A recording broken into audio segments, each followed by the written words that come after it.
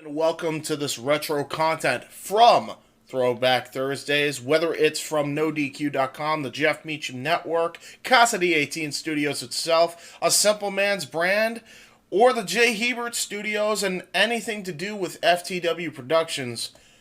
This will be the content re-aired right here on Throwback Thursdays that you could expect to see on the Casa channel. I know watching back some of our old content, whether it's the open mic night intro where I'm laid on my bed, which I kind of cringe at, especially with this cool ass setup now, or whether it's, just about anything to do with what we have done on FTW Productions, from a Simple Man's brand, from the J. Hebert Studios, to even some Insanity Works and Retro Wrestling Fortune 44 Incorporated stuff. There's some good stuff, there's some cringe stuff, and either way, I hope you guys enjoy that stuff coming up, and, even if you didn't enjoy it, I'll be along with you for the ride.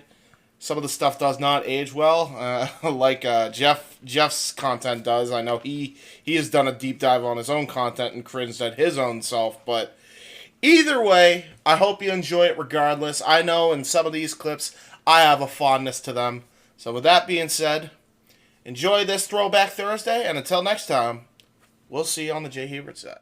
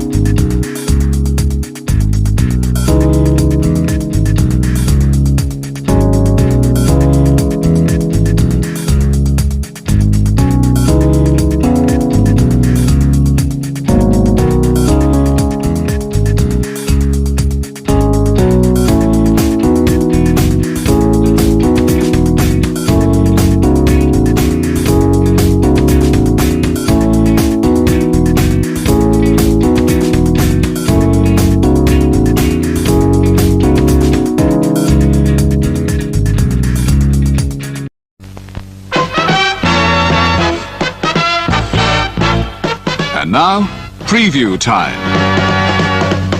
So let's take a look at what's coming your way.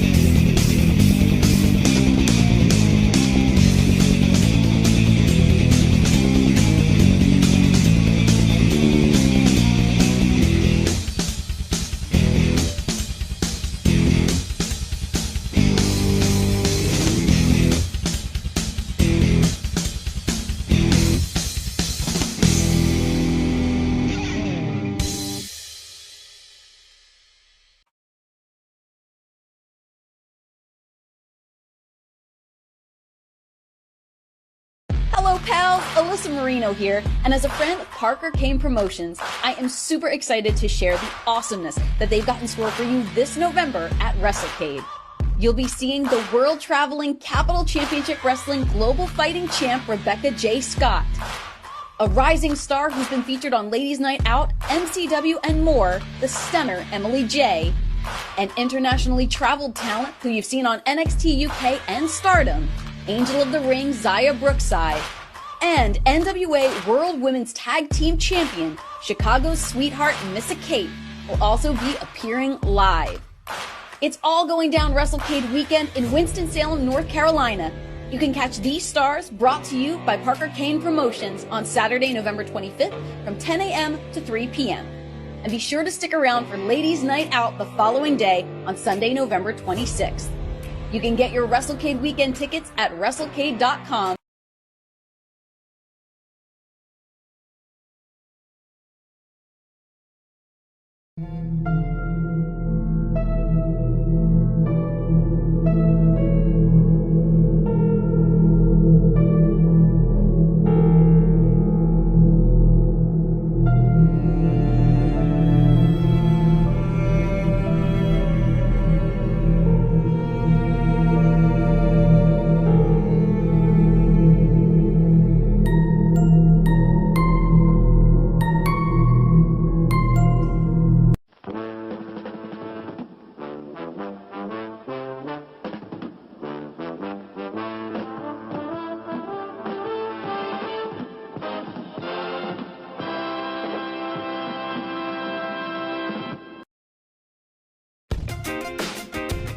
Casa D18 Studios, an affiliate of the Jeff Meacham Network, Multiverse of Media, proudly presents this retro content from the Jeff Meacham Network.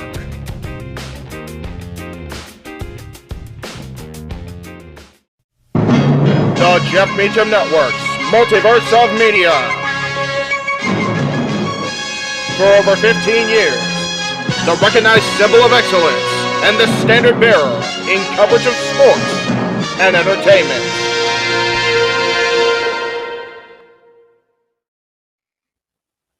JJ, Jeff, you want to kick this thing off? Because I'm still trying to process everything here. Yeah, it's like, who wants to go first? Well, Come on in. It's open mic night with your host. you could maybe say there's really 4 topics, but it's split into 6. The Renegade, JJ Williams. The Sammy and Eddie Kingston thing, which one's the better smelling turd? And his panel of co-hosts. I am the founder. We'll call me that for today since we're going with the Jeff Jarrett love theme here this week, according to JJ. The West Coast Professor, Jeff Meacham. Karma is karma is karma. That's professional wrestling! Damn it! The Simple Man, Noah Foster. It's showtime! Yeah! How you doing, JJ? How you doing, Jeff? James. Yeah. And the He-Man, James Hebert. Imagine Bill Burr, Joe Rogan, Paul White, the Baldies! There you go! It sells itself! God. Get in there! Short his ass and shit the bed. He's not Amber Heard. Give it time, JJ, give it time. No, I'm sure Jeff has some stuff that Dumb move, just don't pull this bullshit again. You get one. Tony needs to stop caring about the ratings. Bradshaw said as long as the ads are in place, we're not going to lose that third hour. Ring of Honor does not have to be AEW Live. They don't necessarily have to coexist with each other. We kind of saw that tonight to a degree. Along with a panel of guests. He is no longer glorious. Don't you bring that up. You want me to rant about what my NXT used to... No, we are done here for the night. I swear, James. Because you never know who may show up for open mic night. I leave our company in the capable hands of an extraordinary group of superstars, employees, and executives. The first thing that came to my mind was, it's about damn time. Amen! I literally touched everybody in the state's trash. So it's horrible, you guys. Peyton's new thing is Dennis the Menace, but it's funny because she calls it Dentist the Medicine. And that's great. When Elliot Taylor came out and did Born for Greatness live, I was popping my pussy, having a great time. I didn't care. I was having so much fun. Sit back, relax, and enjoy the show. Fuck Bill Belichick.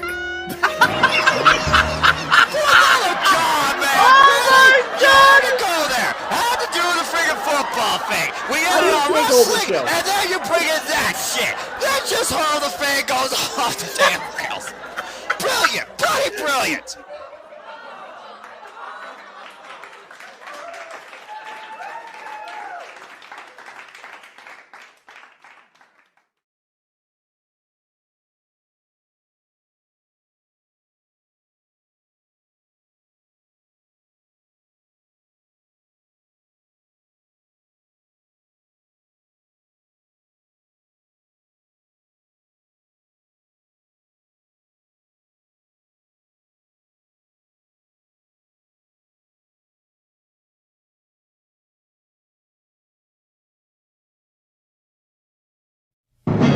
The Jeff Meacham Network's Multiverse of Media. For over 15 years, the recognized symbol of excellence and the standard bearer in coverage of sports and entertainment.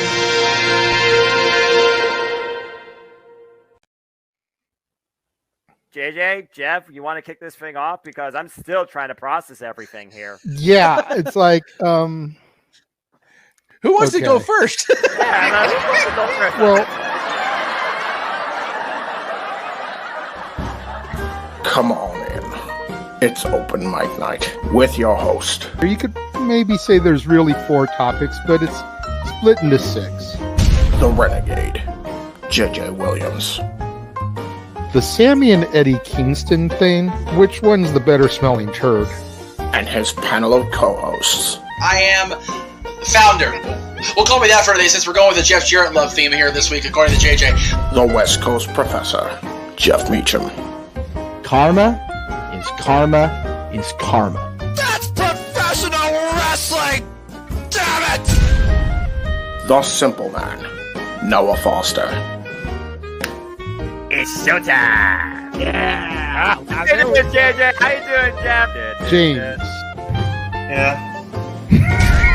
And the He-Man, James Hebert.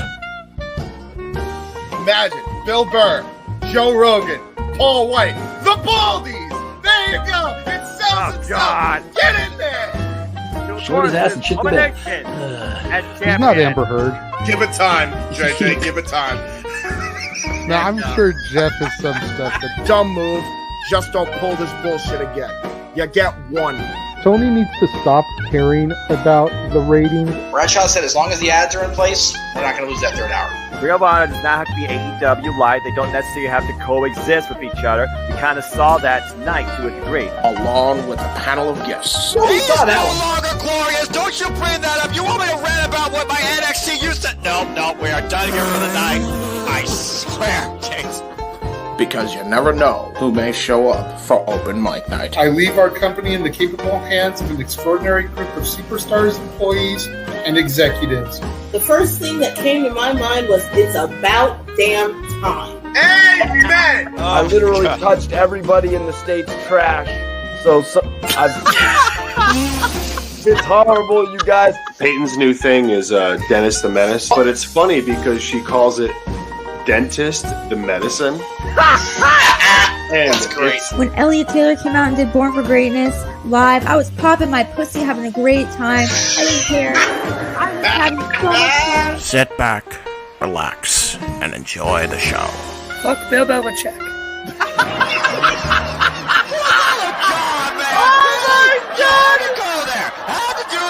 Football thing. We got it on wrestling, and then you bring in that shit. That's just how the thing goes off the damn rails. Brilliant, bloody brilliant.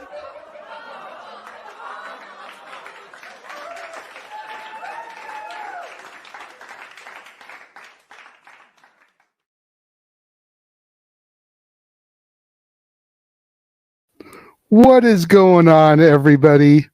Welcome to another edition of Open Mic Night. Yeah. James first. James. You're bloody brilliant. My God, that was incredible. Bravo. There we go. Look at that. Oh my God, that was so damn good. We loving the new intro for Open Mic Night, yeah? Oh. I gotta admit, when you first messaged about it, I was like, what, my intro's not good enough for you, James? But then I watched it, and I was like, I was literally in tears, crying, laughing so hard.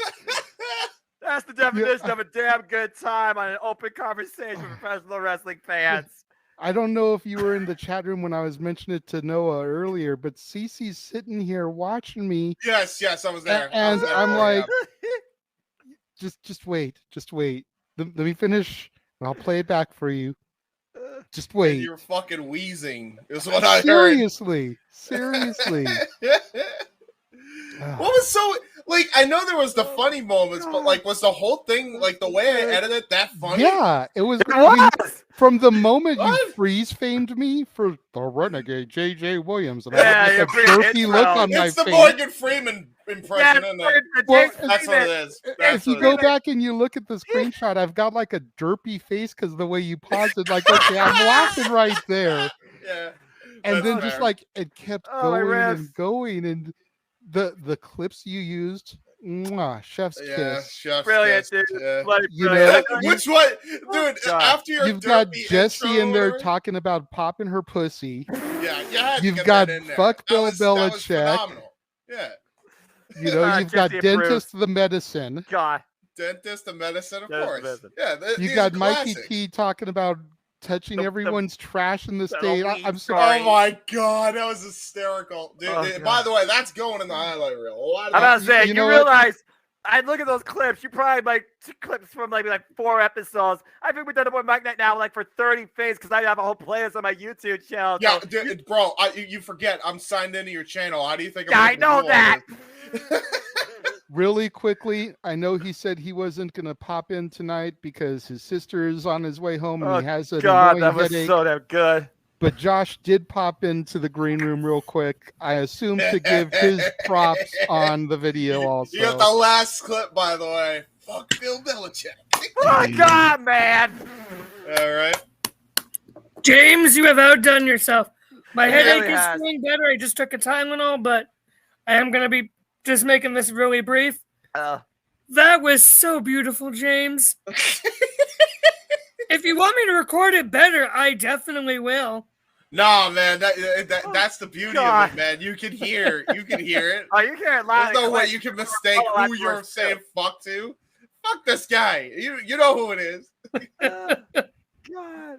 Oh, man. Josh, since you won't be here for long, I raise my glass of eggnog to you, sir. Thank you for joining us. You were saying, Josh, go for it. Yes, yeah. Yeah, thank you, James. That entire intro is amazing.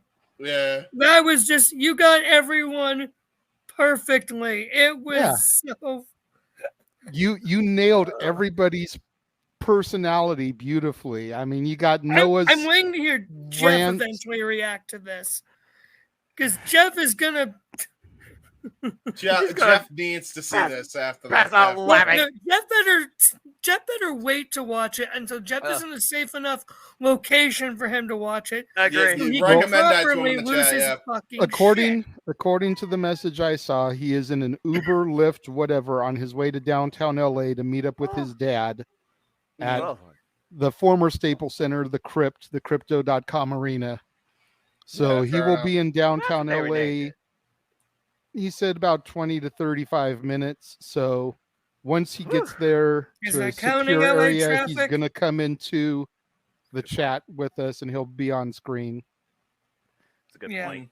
So I just wanted to pop in real quick, say, James, that is amazing. Well done. Thank you, brother. Very well done. I appreciate it so much. That was so fucking brilliant. As do all the football fans in here. And to think it was from a New Englander that put that in. The best part of it was including Noah's reaction to it. Yes, Noah just freaking out. We had it wrestling. Hey, you fucked it up. You fucked it up, Josh. You fucked it up. Bloody brilliant.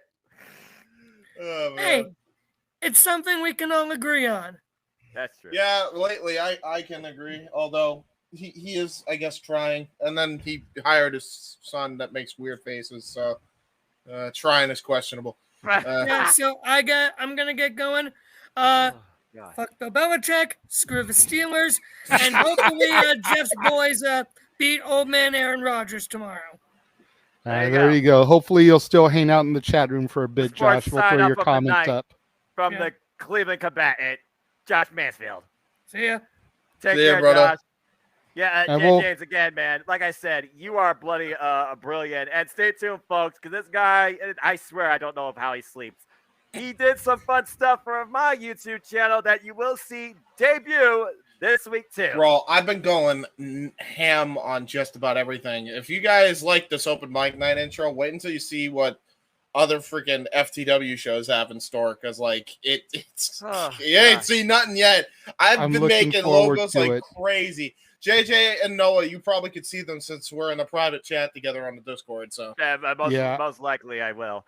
I haven't been on Discord all today. I've mostly done nothing today but sleeping. After last night finishing Sonic Frontiers, that was a hell of a game. That storyline hit me hard at the end.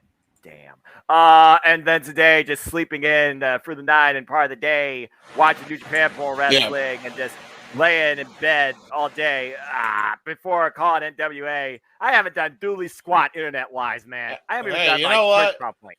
Hey, you know what? That's never a bad thing. That's never a bad thing at all. No, and I'm glad I did it personally, because again, Sonic Frontiers, it killed my brain to the point that I 100%ed the dang game. I'm one trophy away from platinum again.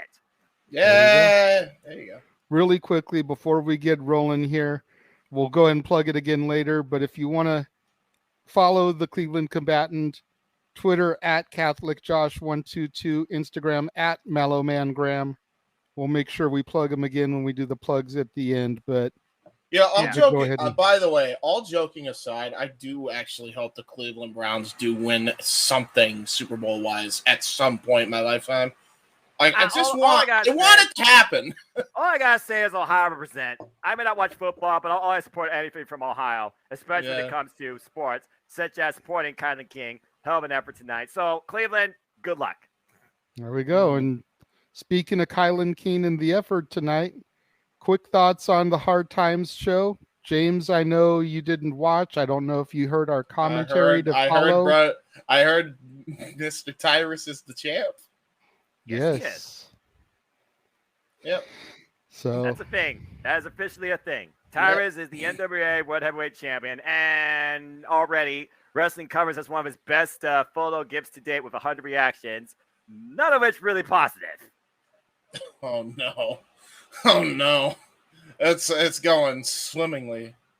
Oh yes. Good show except for effing Tyrus. Yikes.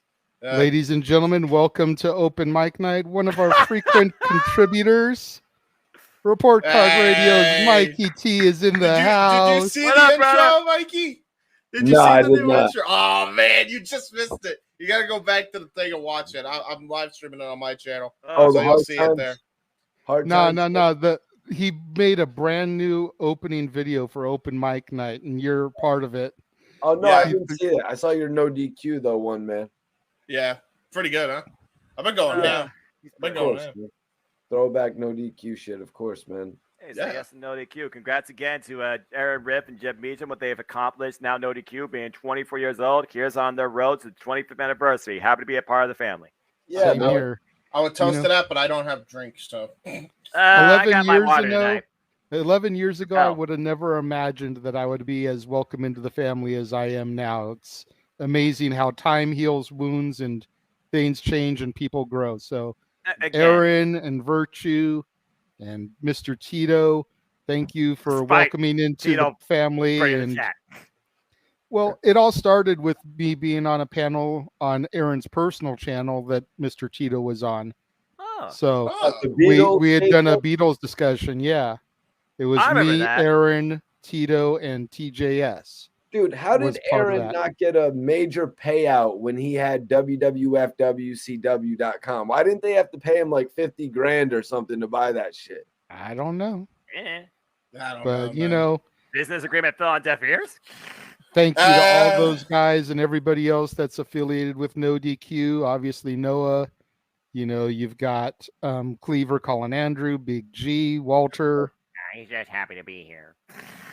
Everybody else. Oh, shit. That's one person I did forget. Poor fucking Big G. Damn it. Well, and you had like videos of Stat Boy Mike, but you didn't have him saying anything either. Oh, yeah. It was really hard. Yeah, you always cut Stat Boy off. Yeah, no, I at least wanted to put Stat Boy in there, yeah. It's like, I'm like, all right, I'm waiting for it. Drink! Yeah. Every time Stat Boy gets cut off. Yeah, the freaking drinking game in itself. Poor guy, man. Pass out dead. That's the problem. It's like every time he speaks, he gets cut. The chaos. I know how that feels around here. Every time I try to open my mouth, y'all start running on too. Yeah, you run the show. And then you're quick to be like, Mikey T, you were saying? It's like, hey, what was that? What about what I was trying to say? Damn it. Oh, it's great. The host got the show. I'm trying to make sure everybody talks. But overall, leave it to the producer. Noah, you watched the show with me. What would you say the best match was for the evening? I'm leaning towards La Rebellion versus the Hawks Airy. It was a good tap out, but honestly, Kobe Carino really impressed me with how he hanged with David Richards. That was definitely That's up true there for me as well. There was some good quick synergy among the three and the women's triple threat that I thoroughly enjoyed. Each one had their moments. Again, Kylan King, keep fighting. You will have your time. Camille still is 1X. And overall, there was good pace of the show. Each match, they kind of had a bit of similarities to them when it came to wrestle, particularly. But I enjoyed for what it was worth. But yeah, I think the tag title match with Laura Young and Hawks and Aries, especially with how invested the crowd was, their hometown boys trying to get the win, was definitely the biggest takeaway for me. Really enjoyed it. Good show for the overall most part, despite some stuff I'm like, ugh. And what letter Tyrus grade would World you give Champion, it? that's going to be a big dot. Okay, where we go from here? What letter grade would you give it? I'm thinking a solid B+. B+. Yeah, I give it a B+ as well. I mean, I just wonder if Natalia Markova found her way into the light outside that coffin. Right. Or did she just use No all real the surprises, Mikey T. The only thing was the open challenge from Odinson, since Nick Aldis was unable to compete. And we'll get to that momentarily. That's the first big story we're coming into. Right. But Thrill Billy Silas took the open challenge and defeated Odinson. You know, so that was really the only big surprise because we didn't know who the new opponent was going to be. Right.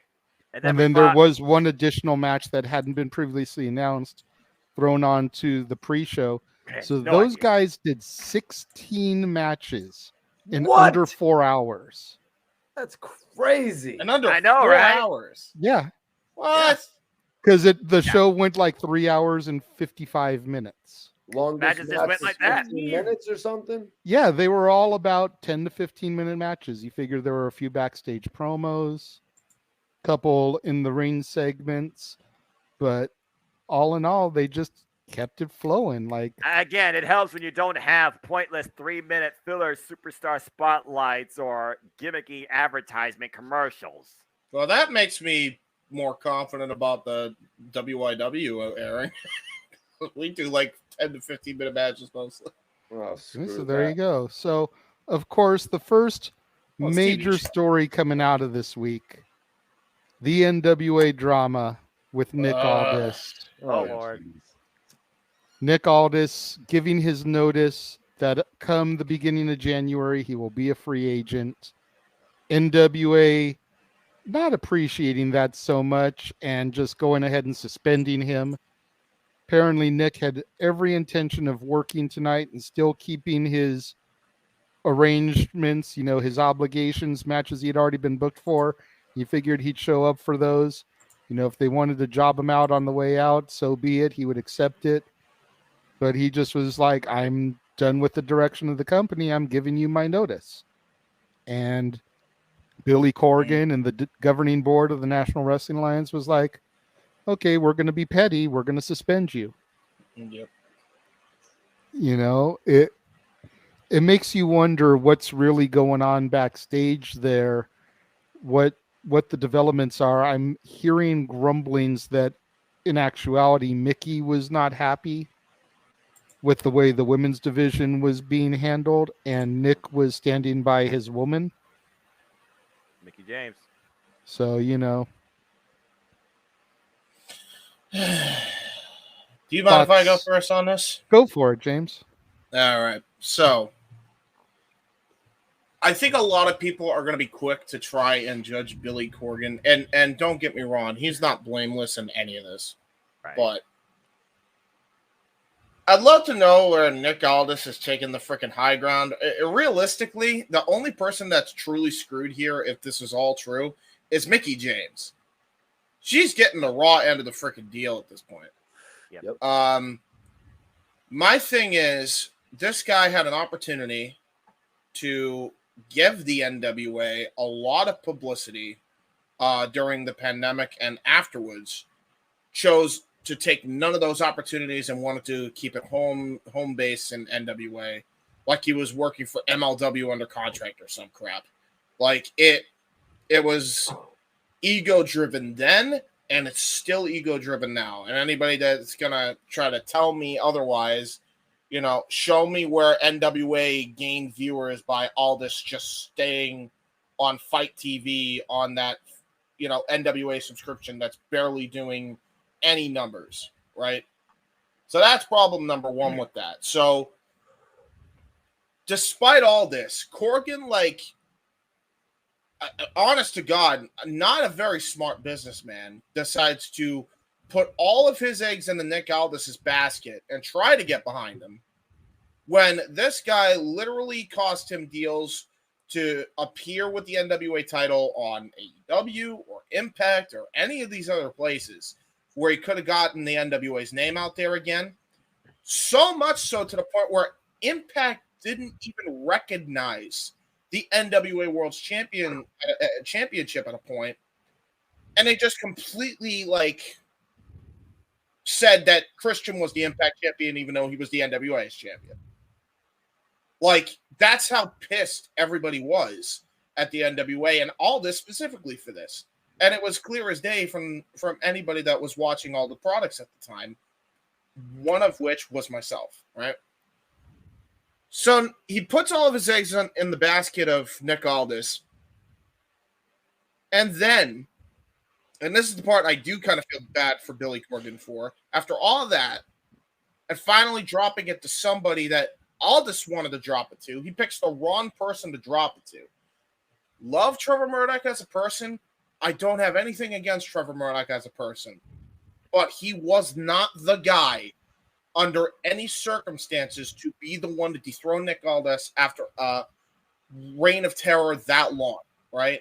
How you want to phrase it, right?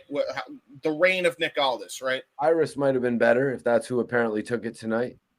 Aldis wasn't even there, is my point. Right. So Aldis, drops it to Trevor Murdoch, when in reality he should have been dropping it to Matt Cardona. Right? From off, it should have been Matt Cardona, especially before Matt Cardona was in there. I still say Pope, but that's just me. Yes, Pope, Aaron Stevens. They had people they could have dropped it to, and they chose not to. No. Yes, he was. He was in the main event. And he lost.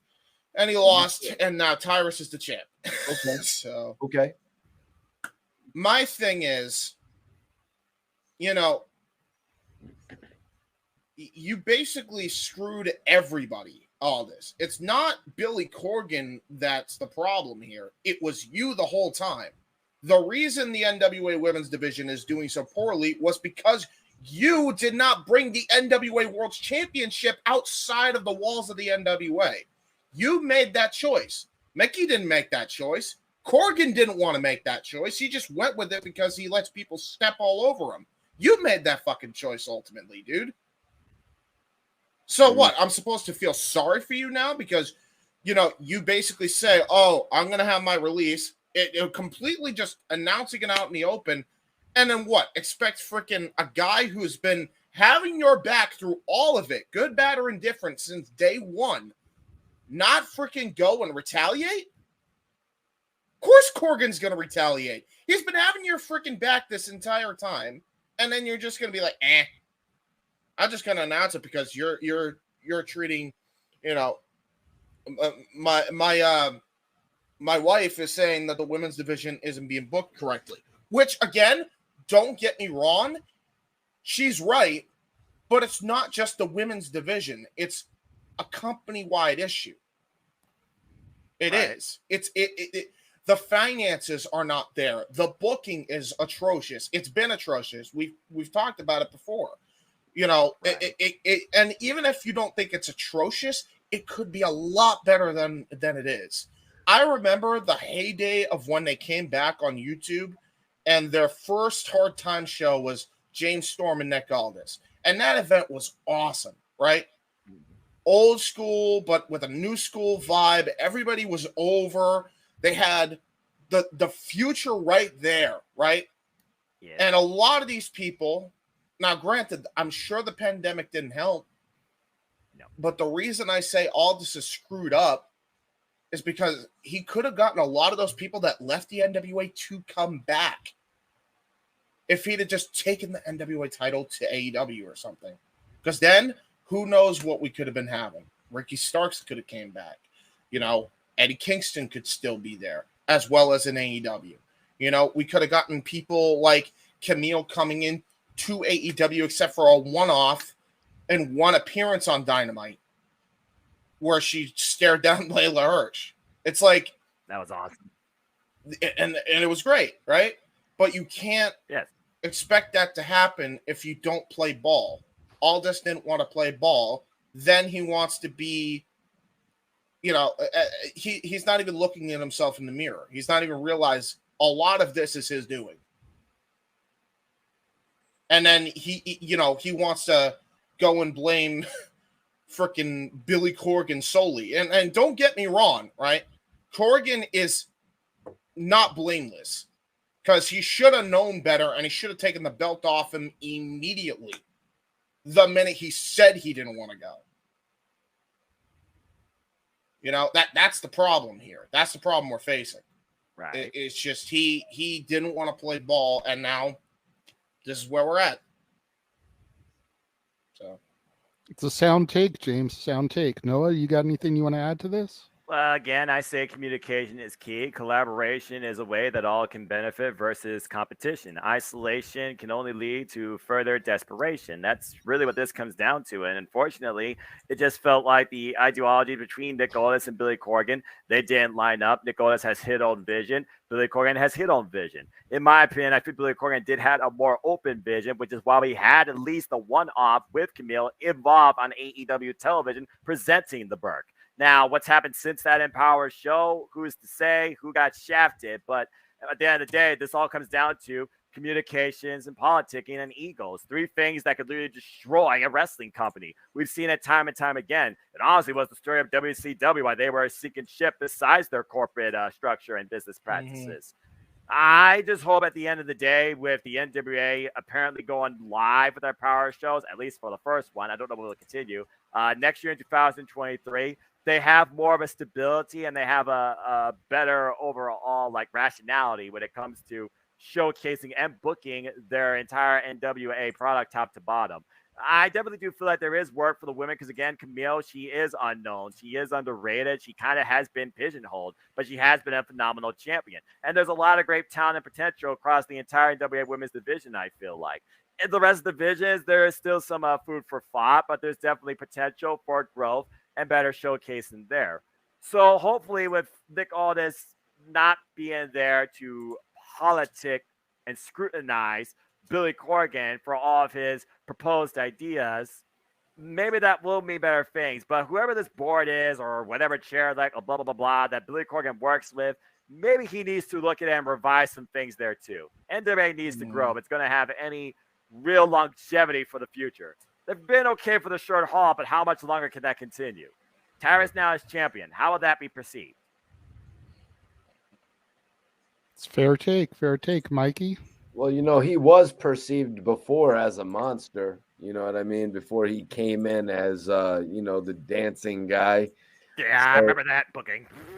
I kind of like where Billy Corgan is going with this. I mean, I was very critical on Trevor Murdoch winning the NWA championship as well, especially after what James said. No, I'm just kidding. Yes, after what James said.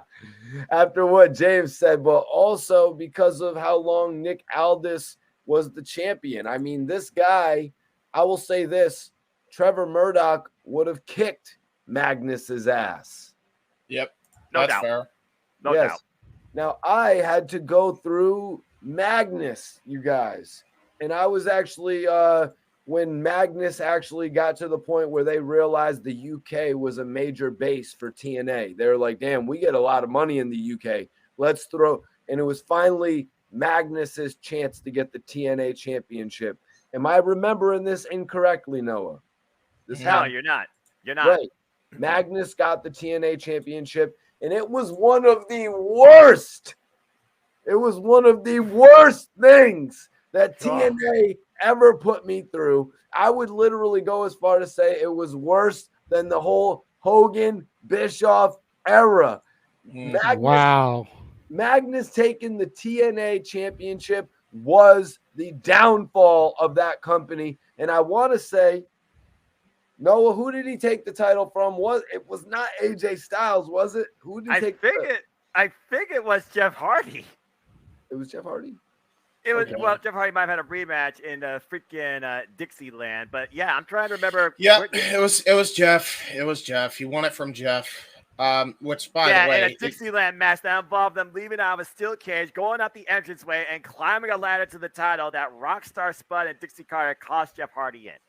That is nuts. Which, by the way, regardless of how you feel about Austin Aries, never should have beaten Austin Aries. Jeff Hardy never should have. JJ. Time out real quick, ladies and gentlemen, joining open mic night, the man whose name is across the marquee. Jeff motherfucking Meacham. I don't want to Los Angeles anymore. I don't want to Los Angeles. Fuck me. Oh my God. Okay. So I texted JJ or the group. I was off the freeway. I was off the freeway 2 more times. Okay. Now I'm here. Okay. All right. So how much did I miss? And where are we at? Well, you missed the intro, man. Damn, I'm sad. We basically covered. I covered very briefly what's been going on as far as Aldis and the NWA. Noah, James, and Mikey T have given their speeches about it, their thoughts. Mikey was going on about how he feels that Magnus is part of what killed TNA. Okay. And then we brought you in. Mikey, go ahead and finish your thought process there, since I did interrupt you to bring Jeff in, and then we'll go to Jeff. So yeah, when Magnus had the TNA championship, it was really I really had to stop watching. I was like, I can't give this shit any more of an opportunity in my life. And then when Nick Aldis actually came into play and he won the NWA championship, I was kind of like, first, I'll be real with you guys. I was kind of like, who the hell is Nick Aldis? This guy's getting a lot of buzz. I mean, and then I found out he was Magnus. And I'm like, it's going to be really hard for me to, as Noah said, suspend disbelief. This guy had one of the worst wrestling names ever. TNA gave people the worst wrestling names. What was Rikishi's name there? What was his name there? It was Junior Fatu, which is his name. Yeah. Is it really? Damn. Yes. Yeah. It's just Junior Fatu. I thought it was Eddie Fatu. Or am I thinking? No. Eddie was Umaga. Rikishi is Salafa Fatu. They just call him Junior because Salafa sounds like falafel and it's funny. Gotcha. So basically, I got a lot of respect for Nick Aldis when he had the NWA championship run, and I was really stunned that Trevor Murdoch took that title. But if you guys remember, there was some pay-per-view in the WWE where Trevor Murdoch was actually placed in a main event. It may have been something, or it may have been Survivor Series, but it may have been something else. Trevor Murdoch was actually positioned in some sort of a main event story. So I accept it to a certain degree. Now, how James said it should have played out, Cardona taking the title from Aldis and then losing it to Tyrus. Yeah. Tyrus taking the title. Maybe they're hoping that they bring him in for the Royal Rumble this year. Right. But honestly, they could have done that with Matt Cardona coming in with the NWA championship. It could have been either or. But to wrap this up, I really don't know what Nick Aldis is thinking leaving Power and leaving the NWA. He could stick around to put the mid-card over. I'm not really sure what their mid-card title is. I know it's not the North American title that they had staged in the WWE. They have about like 3 or 4 mid-card titles. So. Okay. I would say it's either the World Television one, because defending that 7 times allows you to go after the World Championship, or the National Championship. But yeah, I mean, why not give him the opportunity, you know what I mean, to put, or he should put over some of the other talent on the, the shows. But also I like the idea of him going to AEW with that NWA title. But I think the issue is, though, that the owner what's the owner's name again? I just said it a second ago from the Billy Corgan. Billy Corgan and Smashing Pumpkins. I think Billy Corgan has a vision with somebody else carrying the NWA championship and going to all the other brands like AEW with it. And one more thought as to why that won't work. Tony Khan is riding ROH right now. That's why Impact titles are gone. He's focusing on ROH right now. That's my piece on that. Maybe he'll sign Nick Aldis. I hope not, man. He said, Jeff Jarrett is over there now. I know, right? Why? Crazy. Hey, listen. Okay, so Hey, Mikey, did you know Jeff Jarrett was a horseman? Because I do. Anyway. Jarrett was not a horseman, yes, Jeff. he was. Oh, no, we got another one. We got another non-believer. He was a fake horseman. Ric Flair was injured. Listen. He stole Mongo's wife.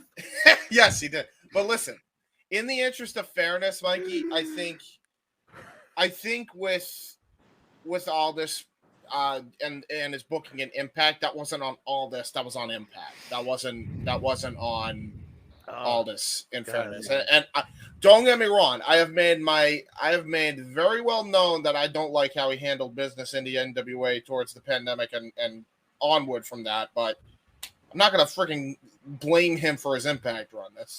It's just not his fault. I mean, he was given a raw deal.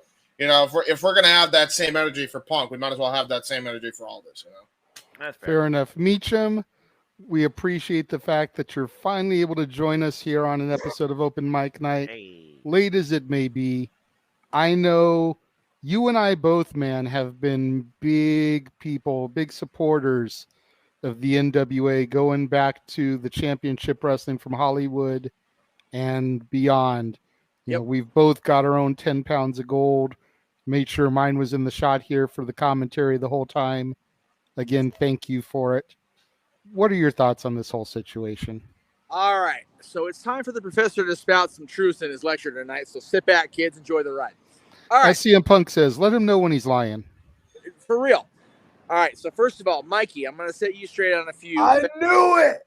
I knew it was coming. Okay. Now, James is 100% correct. Nick's booking in Impact Wrestling, TNA, whatever the company was called that particular microsecond of the day. I mean, Global Force.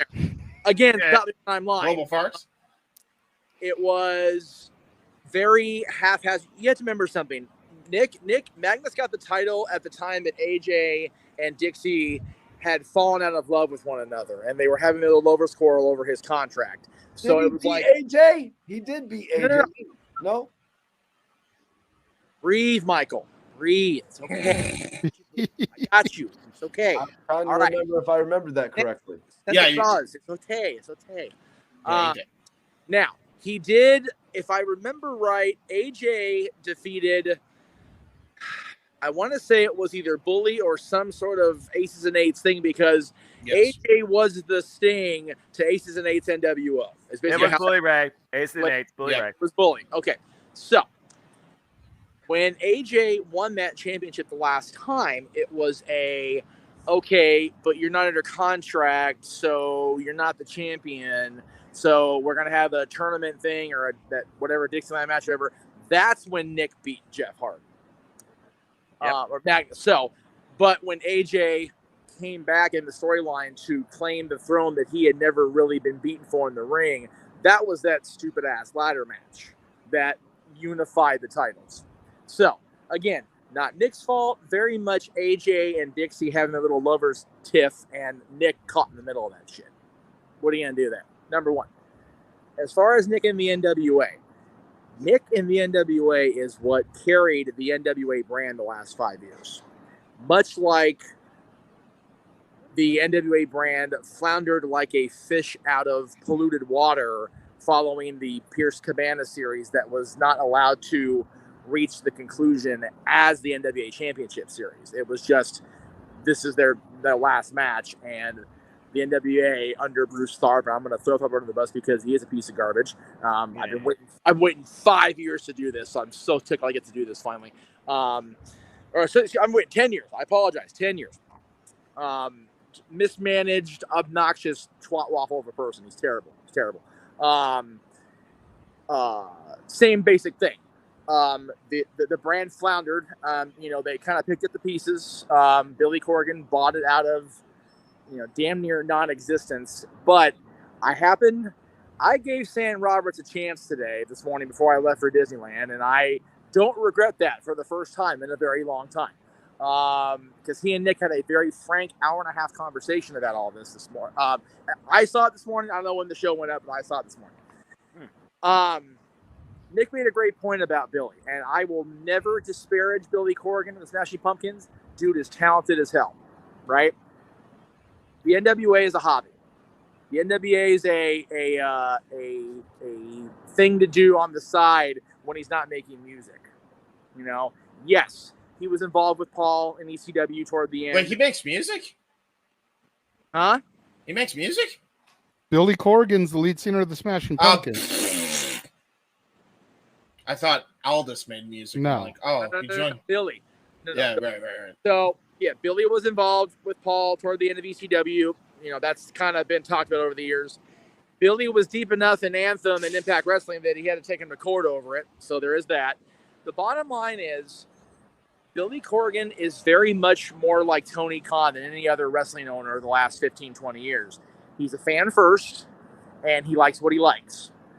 At the time, he liked Nick Aldis beating Tim Storm because Billy inherited Tim Storm from the Tharp era because Tim Storm was crowned during the last year of that run in management. And Nick, to his credit, and there's a lot of, you know, the pandemic, JJ and I talked about this at length off air. The pandemic completely killed the NWA's resurgence because Power was on YouTube. People were watching. People were going to the tapings every month or wherever it was, every couple of weeks. And it was a hot commodity, so much so that when I launched my brand 3 years ago, I made it a point to say, okay, we're going to cover the WWE. We're going to cover AEW, but we are damn sure covering the rebirth of the NWA because it was that important to me. That belt sitting next to JJ's right shoulder has been very important to me for well over half of my fandom in wrestling. It's a shitty situation. It really is. It's very much a pissing contest. As far as James and what you said about Nick, or I forget who it was, so forgive me. It was me. As far as Nick putting the young talent over or staying behind or whatever. Oh no, that was Mikey. That was Mikey. Okay, fair. That was not his decision. It's been thrown out there by Billy that, you know, Nick was politicking, that Nick was this, that Nick was that. What you do read about Billy, not disparaging Mickey, but flat out saying that Mickey James isn't what he envisions a women's wrestling division coach to be, is true. And that shows Billy's ego and ignorance coming through in spades. Yep. All five of us in this room can tell you right now, if you can't get a Trish Stratus, or you can't get a Madison Rayne, or you can't get somebody at that level, that length of time, how do you not say Mickey James is that person, that perfect person to do that? Is Madison Rayne really better than her? I'm not trying to say No, nobody's better than anybody. He's just making comparisons. Right. Yeah, I mean, the same way that Impact has Gail Kim.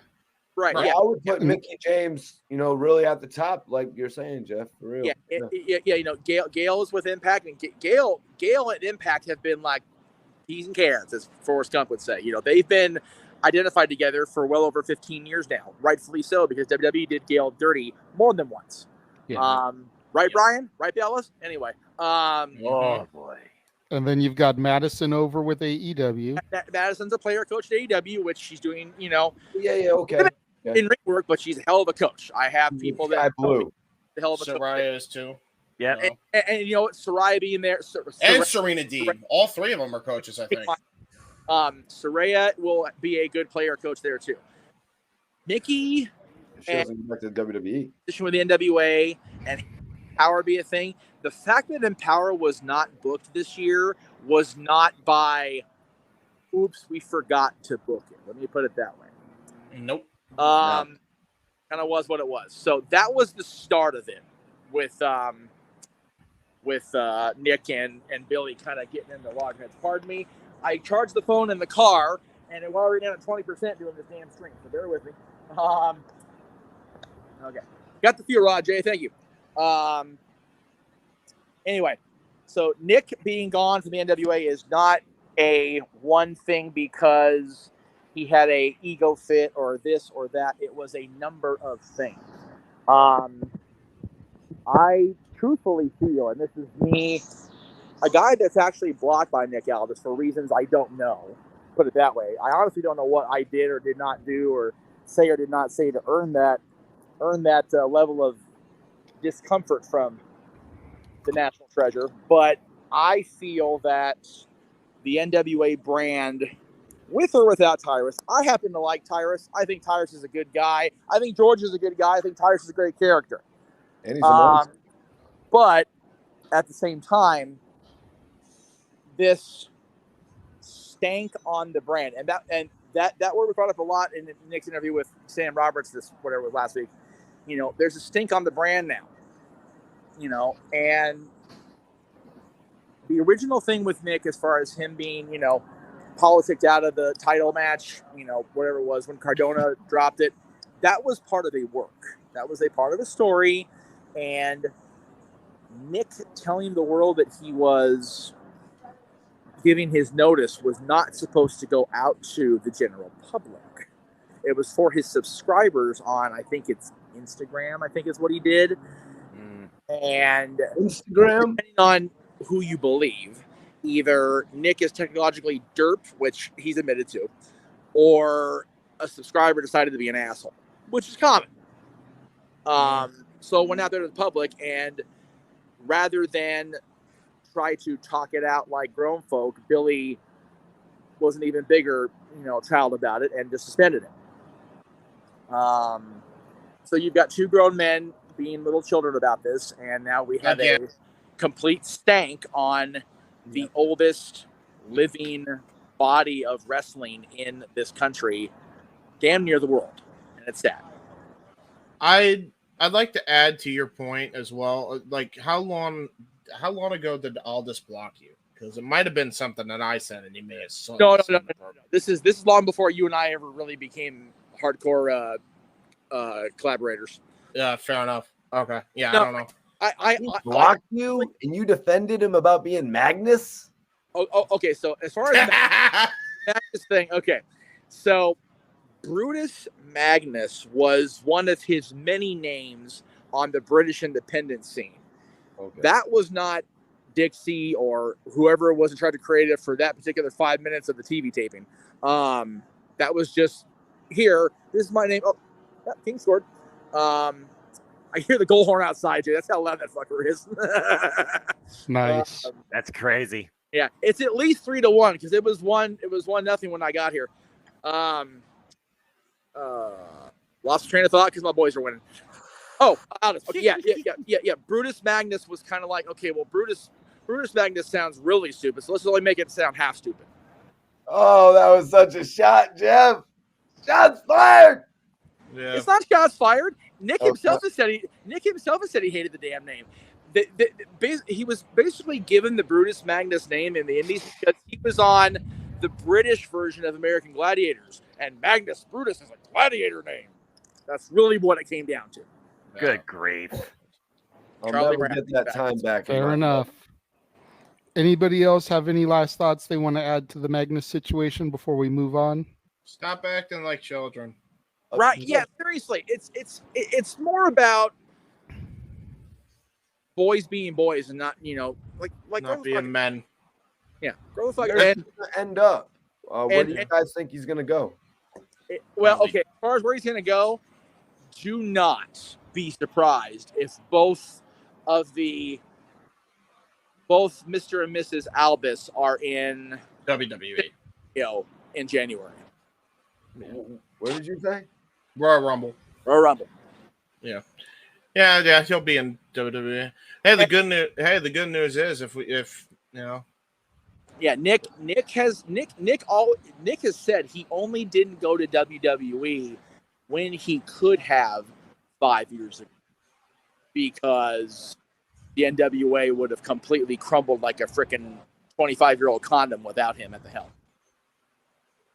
He didn't say that. I use that reference, but basically is what he said.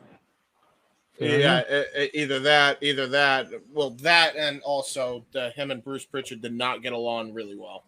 No. He and Bruce were not, and Bruce is still involved with WWE, but I have noticed such a limited capacity.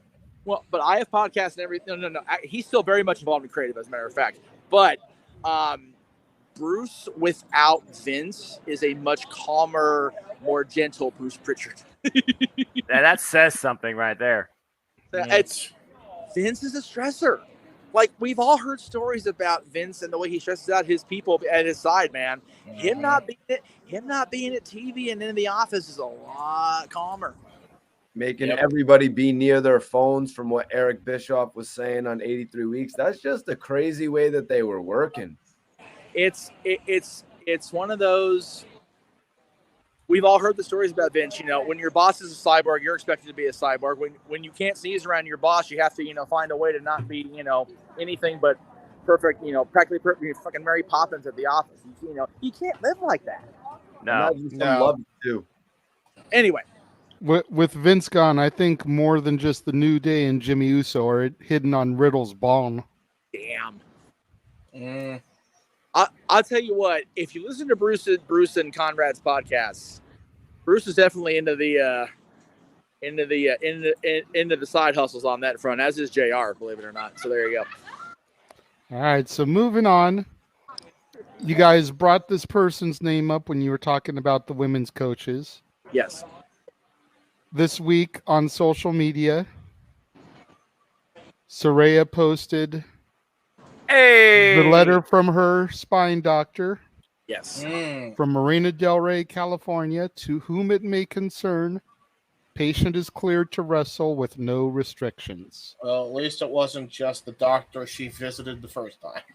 Which, of course, leads us to Saraya versus Dr. Britt Baker, DMD. Don't forget it. Let's fucking go. I cannot wait for this match. They pulled the trigger. They did. And the promo on Wednesday, man, like, that was some intense shit. There were some moments when Saraya looked like she was going to cry. There were some moments where Britt looked like she was about to break down. Oh, yeah. I've heard rumbles that Saraya came off more heel in her promo. I don't know if that's entirely true. Yeah. I just think it was the passion in her voice. Yep. Passion. You hit the nail on the head. Dustin Rhodes would have said it himself. Passion. Unscripted, raw, realistic, unfiltered, organic, purely driven passion. Period. But the question to go around the table is, how secure do you feel in this California doctor's diagnosis? And how worried are we that Saraya could damage herself in the first match back? Because as was brought up on Open Mic Night, which I was on the panel for, so I'll sit out a good chunk of this conversation. But a lot of the female wrestlers in AEW are sloppy. So there is a huge dark cloud looming over this match. Could Saraya get re-injured and, end up being in worse shape than she was with the WWE? Jeff, I saw your hand go up. I'll throw to you first, then we'll just go clockwise around. We'll go to James, Mikey, and round up with Noah. On behalf of a family who went to that particular doctor. Hold on. Your microphone's bugging out. Wah, wah. There we go. Okay. On behalf of the family who has seen that doctor for spinal reasons, Saraya is good to go. On that. Now, as far as the other ladies in AEW, very good reason why Britt started. Because Britt's been one of the few unsloppy ones. Britt. Yeah, that's true. Everything Britt said in her promo was very true. She has carried this division on her back like she's been carrying a freaking load up a hill. Yes, there's been Tony. Yes, there's been Thunder Rosa, which is not being called a cowardly, piece of shit by people who can't, seem to not break kayfabe and be bitches on me. Sorry. Yep. Say that out loud. Oh wait, maybe I did. I don't. I think as long as Saraya is comfortable, I think as long as Saraya's doctor is comfortable, as much as we lampoon Tony, as long as the boss of the company and whoever Saraya's opponent or program she's working with are comfortable with Saraya, then the fans just need to hope that that's enough. And they need to, again, I talk about this every time I manage to pop in for more than 5 minutes for the Mouse Mafia checks me down. No Mouse Mafia today, baby. I'm with AEG. Y'all can kiss my ass down there. Damn. I think that we need to just be happy for Saraya and enjoy the match. The only reason I enjoy it is because I'll be at Elton John concert, and that's if that goes down. So I'm looking forward to it. Well, either watching it back, whoever calls it, I'm looking forward to being part of it, get to be a part of it, the whole show. This match in particular, I'm looking forward to quite a bit. I've gotten to interact with both of them a lot over the years. I think that, Saraya has been a shitty place. And her being in a shitty place got me my 5 minutes of fame on entertainment television. And that's not exactly a thing to boast about, but it is what it is. And Britt, 100% right. She carried this division when it, had trouble being even lifted off the ground, let alone being carried. So this is about that T word that James hates so much. This is about tribalism. I got a hot take for this one. This is about somebody coming into Britt's house and trying to make it her own. And I'm looking forward to it. Okay. James, go ahead, your take. Everything that Jeff said was definitely on point because I've made my feelings known about Britt Baker, but the one thing you can't take away is that she's definitely one of the safest workers in the industry, probably a little bit too safe in a lot of cases because that's fair. She rehearses her matches, which we've discussed on this program. Yes. So yes. So it's it's definitely the best choice for her first match back. I'm not even mad that they went with Britt because who else were they really going to that they could trust? Right. The only one that I could really see is Nyla, and honestly, there's more money in her challenging for Jade. Oh yeah, that's a big house fight, and I'm looking forward to it. And that's just how it is. Yeah, and honestly, think about 3 years ago when this company started. Did any of us think we would say that phrase, a Nyla Rose Jade Cargill match would be money? I didn't. No. I love it though because I brilliant. Wonderful. They kind of botched the feud a little bit, but they had to rush it because Chris Statlander's out. Yeah, that's fair as well. This is an audible called, and it's a brilliant audible so far. Yeah, good point, Noah.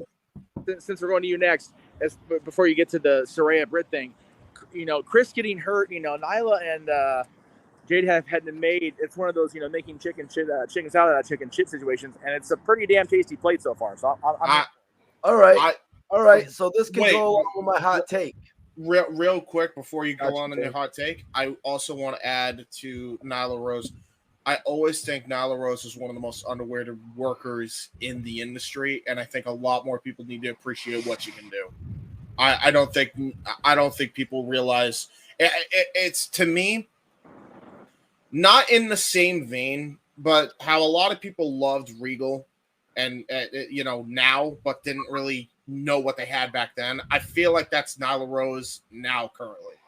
You know what I mean? So I hope people start appreciating her more as she grows as a performer. I think she's one of the safest workers as well. If you want to talk about, people that can wrestle really safe and also power bombing people off of the top rope through tables. Right, but she does it safely. Exactly, like Bubba Ray used to do back in the day. Exactly. She's one of the safest workers, but also looks like a brick shit house in kayfabe. So, yeah, fair enough, right there. All right, Mikey T, we're eagerly awaiting your hot take. What have you got to say, guys? I gotta just put this out there. The reason Nyla and Jade Cargill feels forced and it feels out of place and it feels like, why are they doing this, is because of the storyline. AEW has only existed for 3 years. Why in the blue hell are they doing a storyline that involves someone stealing somebody's title like that? It's too soon. It is too soon. I was a WWE fan, WWF fan for many years before I ever had to be subjected to some bullshit storyline of getting a title stolen. You know what I mean? There's a thing about having a championship belt. Jeff's going to be like, well, it actually happened in 1993. But there's a thing about having a title belt. You know what I mean? Where it's like, come on, really? We're going to run to that storyline? And I just want to say it's a very WWE move of Tony Khan. Just like the topic that we're speaking on right now. Saraya versus Britt Baker. Oh, and just so conveniently, you guys, Britt Baker dropped the title and she didn't regain it. Just like the WWE. The WWE always does shit like that. I think Tony Khan is just pulling another page out of the WWE's book with this whole storyline. It's like, okay, so now we've got the whole storyline where there's a match where the one person is facing somebody else, and it's bigger than their WWE championship picture. How many times did CM Punk complain about this throughout the whole year that it happened? Yep. And now just flip it. Now it's not men's wrestlers. Now they've done it with women's wrestlers, and they're totally shitting on Toni Storm. And they would be doing it to Thunder Rosa too, because Thunder Rosa wouldn't get the match either. You know what I'm saying? Even though Tony Khan had to go and get her and pluck her from Power and steal that show's relevancy. Yeah, that's from what they were creating. Why the Jeff Meacham Network wanted to cover it. They were becoming a power force. They had Ricky Starks, for crying out loud, and Jeff was going to interview him. And now, because of the fact that AEW has him, he can't do shit. Oh, that's garbage. So, yeah, they're kind of pulling a couple pages from the WWE's book. And I think, as a fan, I don't really like it. That's why I'm not feeling the Jade feud with Nyla, which should have been more anticipated. This is a good challenger for her.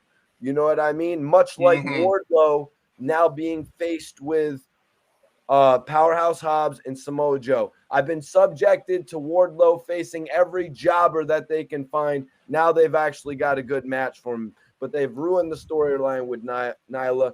And with with Saraya and Britt, I kind of feel like they've put them in a cliche, like they're treating her like The Rock right now.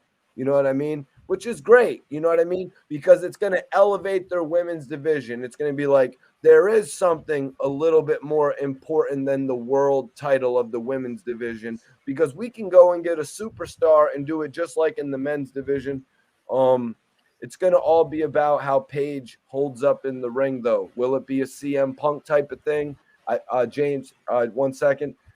Like Tony Khan has been bringing back all these stars. I want to see how it works out for him, and I'm very hyped to come back and talk about it on open mic night, though. James? Once I definitely want to refute what Mikey said, but let's everybody get their turn. Go ahead. I just wanted to point out that I think there's a couple things that I want to point out with the Saraya bit and fighting Britt. A storyline that's more important than the World Championship. I agree. However, I think the reasons why are a lot different in Tony's case than they are in Thunder's case. I'm convinced Tony Khan just straight up doesn't like the chick. What do you mean? I'm convinced at this point, the way he was treating her, and the fact that he just took Britt's side all day long. So that's a whole different story. And at the very least, if he doesn't hate her, she definitely favors Britt over Thunder. That's clear as day. Which we've already discussed. The second thing is Tony's reason. You clearly saw before Thunder's injury that they were going to turn Tony heel. That was the end game. And she kind of got robbed of that, and now we have to wait a little bit. I guess, in Tony's mind, even though he could have called an audible and still had a turn heel anyway. I don't know why they didn't. But bottom line is they're keeping her face and keeping that seat warm for her to turn heel probably by latest until winter is coming. Then whether it's if they could get Thunder Rosa back, because there's a whole thing going on with that, I guess, going on there. But if they can get her for one more appearance, then she turns heel on her there. Or she turns heel on somebody else if Thunder doesn't do it. And then Tony will be a heel champion going forward. Which personally, if you've seen her stardom work, a heel Tony Storm is a way better than a babyface Tony Storm. I've seen it firsthand. That makes sense for Revolution. You know what I mean? Because then Saraya would probably face Tony Storm at Revolution. Yeah, exactly. So, it could be against Saraya. It could be against Thunder Rosa. It could be against whoever the hell they want to put there, as long as she turns heel and goes on a heel run. That's what should be happening. But the problem is she was supposed to go heel, and then it got robbed because Thunder Rosa legitimately got hurt. So, can't really do much about that one. Might have saved it. The only thing I want to add in here before we throw it over to Noah is I want to comment on Mikey's statement about how this match could elevate the women's division and the women's title. And I think that goes back to the initial outset of this topic. As long as Saraya doesn't re-injure herself, it can seriously elevate the division and the title. Yes. But if she goes out there and drop kick and then she's done. Flukes happen all the time. Yeah. And you think about a lot of the generic moves, like you said, you could botch a drop kick. A DDT could fall down wrong. Back suplex. Pile driver. Yeah. Just a generic suplex. Yep. Bam, on the spine, she's done. Yep. And we all know that AEW talent is known for taking insanely stupid spots, unnecessary spots. Yeah. And with Paige having not wrestled for 5 years longer, she's going to want to go out there and just lay it all on the line. As if she's never missed a day. Just like when Punk came back. That's not a smart move for her. She needs to go through and she needs to basically do what, and Jeff will get this reference. Saraya needs to go in there and basically do what the PWG faithful used to accuse the TNA Fly-Ins of, and that's just sleepwalking through the matches.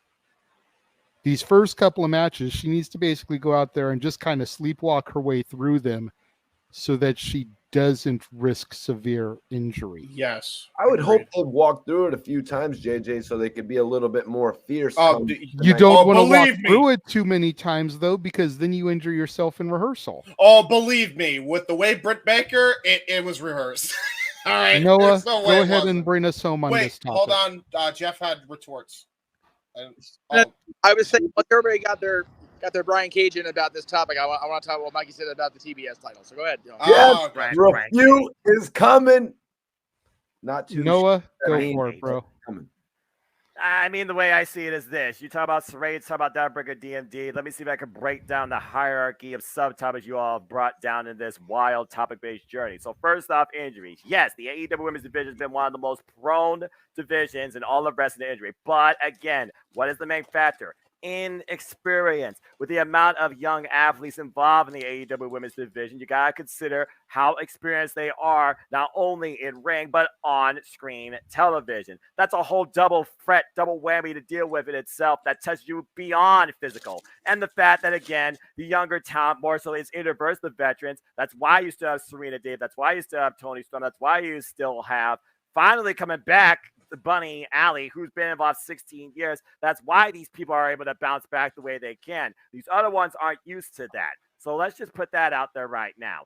Injury is always an expectation. It is always a threat, a risk, and a challenge. No matter how much you know, no matter how far you go, no matter how young you are, no matter how old you become. That is professional wrestling. So we're going to Diabrigger DMD if she is the one that constantly rehearses her matches and wants to take the safe route. And I think that's wise. And kudos to Saran taking on this feud, making it feel real and passionate based on her longevity in this business and the challenges that she faced too. Her and Saraya are going to set up a showcase for us, and it won't be a one-off. Now, what it leads to is a whole nother thing, but based on what I've heard from Saraya with Toss Renee Paquette and other stuff, she's going to take it easy, maybe one match at a time for a monthly period, and then go from there. She grows back into her comfort zone in this industry. She's got triple fusion, she's got a complete cushion, it's completely comfortable, and I can support the retort that Jeff was saying about that doctor's note. It is legit. So she is back. Yay. So going back to the main topic here, I'm thoroughly engaged in Diabrigger DMD versus Saraya. I don't think necessarily it takes away from Toni Storm versus Jamie Hayter, except for the fact Tony Khan still can't fucking drop the word interim, and I've already ranted on that more than enough times each week, so I'm not going to do that here. But the bottom line is this: Toni Storm should be healed. James and I are probably the only ones here that know more about Stardom than any of you guys combined. So I definitely have recognized and relate to one of the all-time greats from Stardom's history, Toni Storm. She would be so much damn better as an aggressive heel. You have no freaking idea. But you again, have no idea what is in store. Yeah, go check out Stardom. You guys said the same thing about Candice LeRae, though. Yeah, well, Candice LeRae is another proving point, and there's work on that, too, as you just dropped Jeff off the air. That being said, I'm sure Jeff will have a retort on that as well. But that being said, going back to this, the way the Toni Storm AEW Women's World Championship picture goes, one of two ways right now. It's a butterfly effect. You see how Lala Mera comes back, and you finally have Toni Storm eclipse that, and that's the heel turn, and she stays as champion. And you suddenly maybe build the idea, okay, Diabrigger DMD can't overcome Saraya. Jamie Hayter, she's got a chance at the title. Diabrigger DMD, that she cost her friend again. Jamie Hayter's been getting that baby face reaction. The fans, the people support her.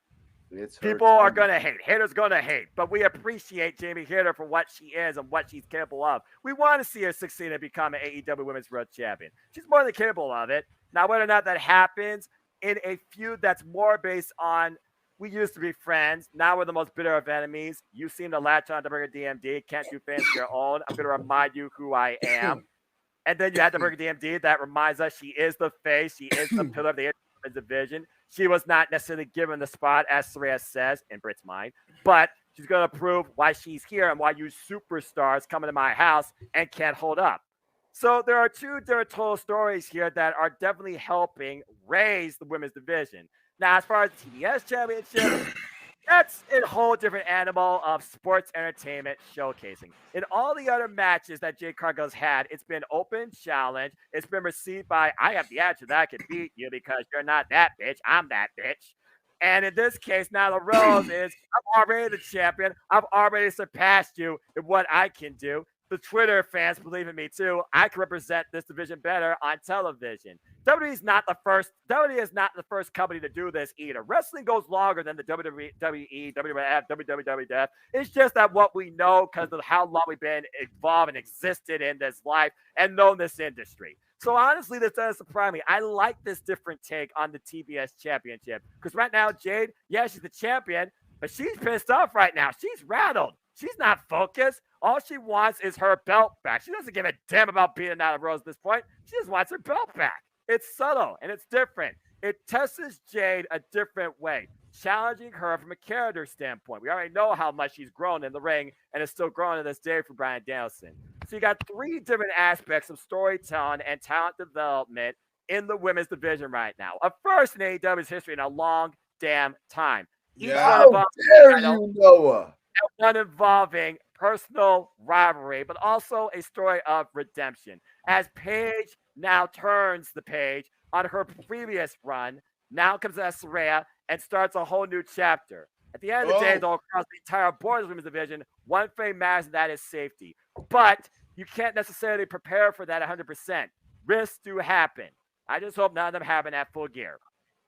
There you go. And James, I just have to throw in there, when you do your snips for our New Year's Eve show, you've got to make sure you use one of Noah's rants about the interim titles. Not that damn it's wrong words. He's been champion over 60 fucking days. But that better not be a word by the time we get to New Year's. Yeah, I know, right?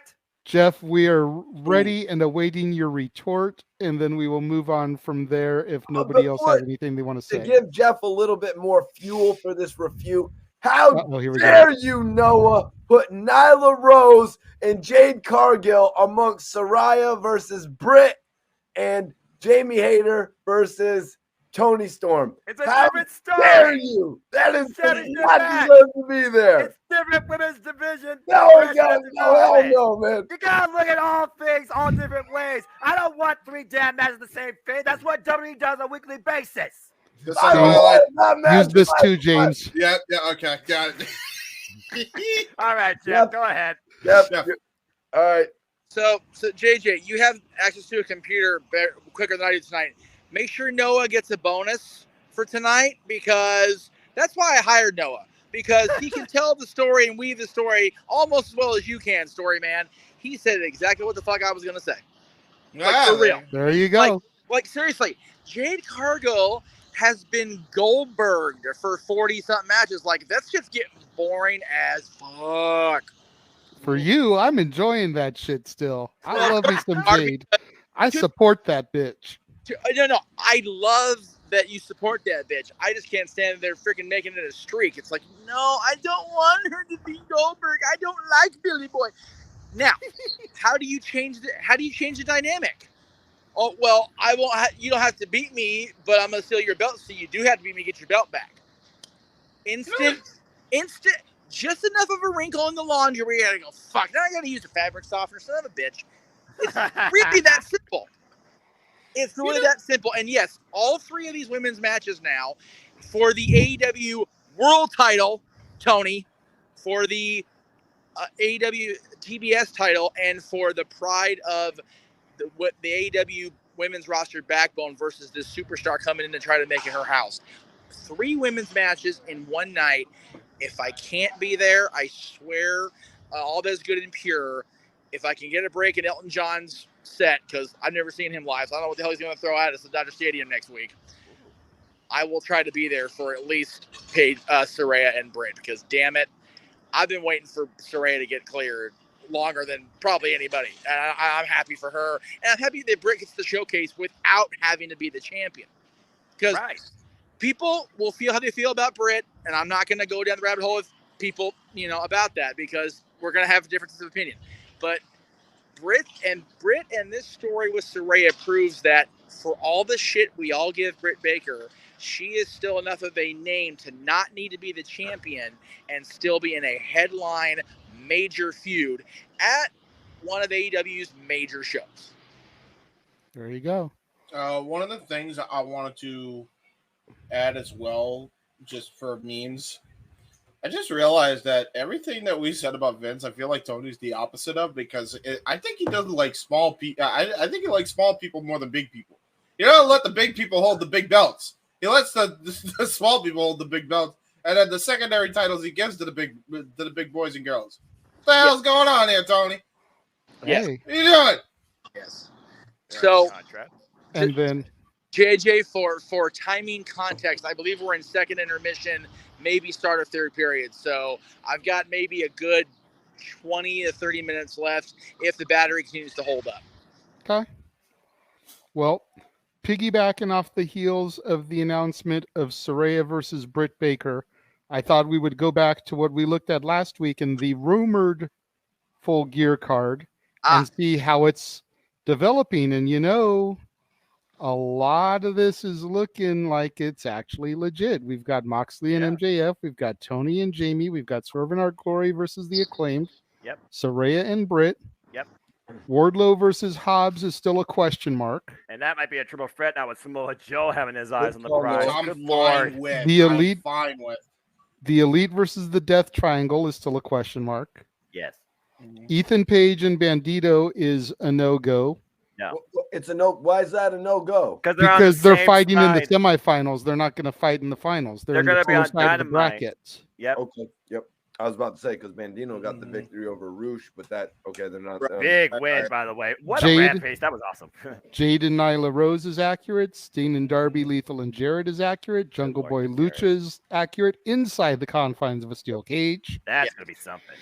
And then the 6-man, as we know, is now for the ROH title and is a fatal 4-way match with Jericho, the Ocho, versus Sammy, versus Claudio, versus Brian.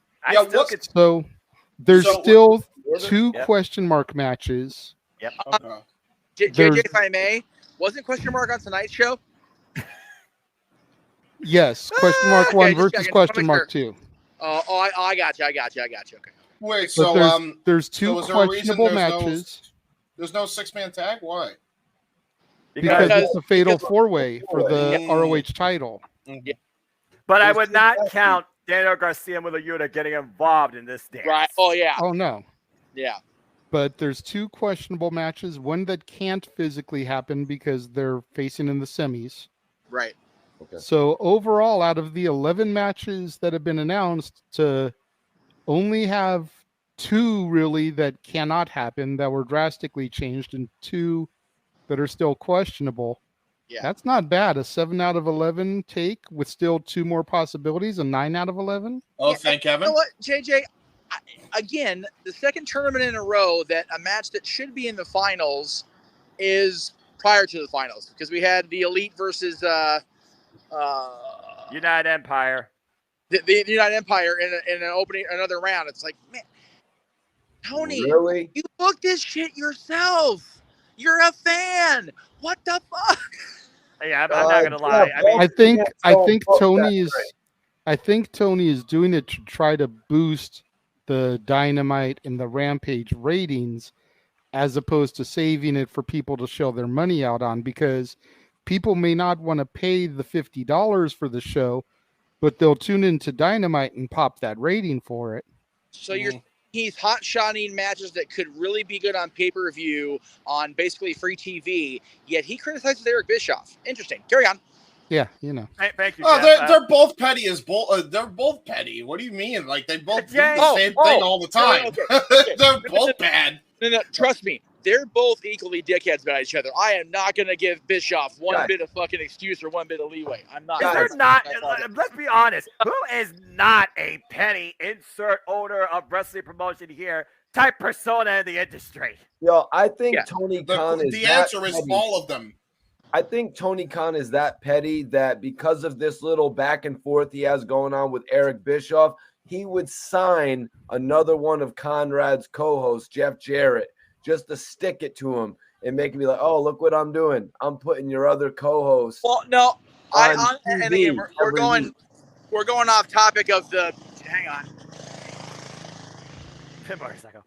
But I think that's why Jeff on the sidewalk, not on the sidewalk. He just went by. Anyway, welcome to LA, kids. Anyway, I honestly think that Tony and probably to an extent Conrad was involved. You gotta remember, what was Jarrett and Lethal's last tag team appearance?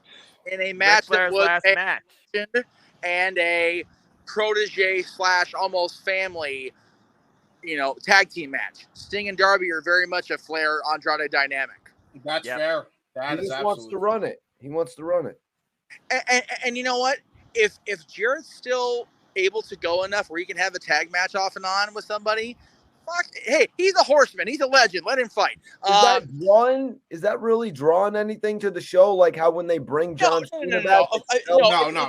It's one of those. Jarrett's not the draw. And it's Sting and Darby. It's Sting. It's Sting and Darby, but it's also the, hey, wait a minute. Sting and Jarrett had their thing in TNA, and it got resolved because Sting won the 10 pounds of gold, but both these guys are still able enough to kick around where, Sting got cleared to wrestle again. Jarrett, Jarrett's in the gym every day. He's almost as big as Jim Radis McMahon.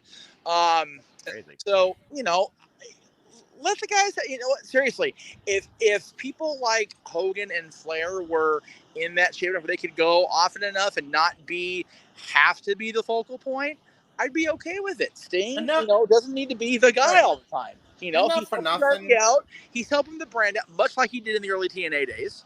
He's popping in here and there. Jarrett, Jarrett's just having fun. Jarrett don't give a fuck no more. So I've maintained the stance for a minute that Jarrett needs to not even worry about any of the singles divisions. Just run tags, be part of the Lethal stable.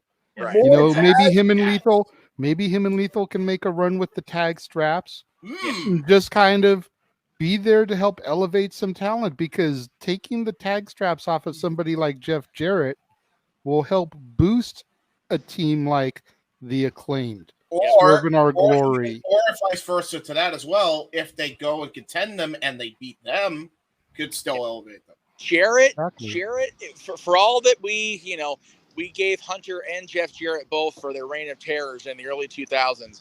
Both of those guys have proven without question 100% that they can be tremendous boosters of up-and-coming talent and can cultivate those kids to no end. I'm all for Jeff Jarrett being involved. Now, as far as the card that was laid out, I don't know who wrote that prediction sheet down, but they should go to Vegas and just hit a table and walk away with the freaking pile in their hand and go to the cashier and go, "Thank you, come again, appreciate you." Because shit, that was damn near spot on.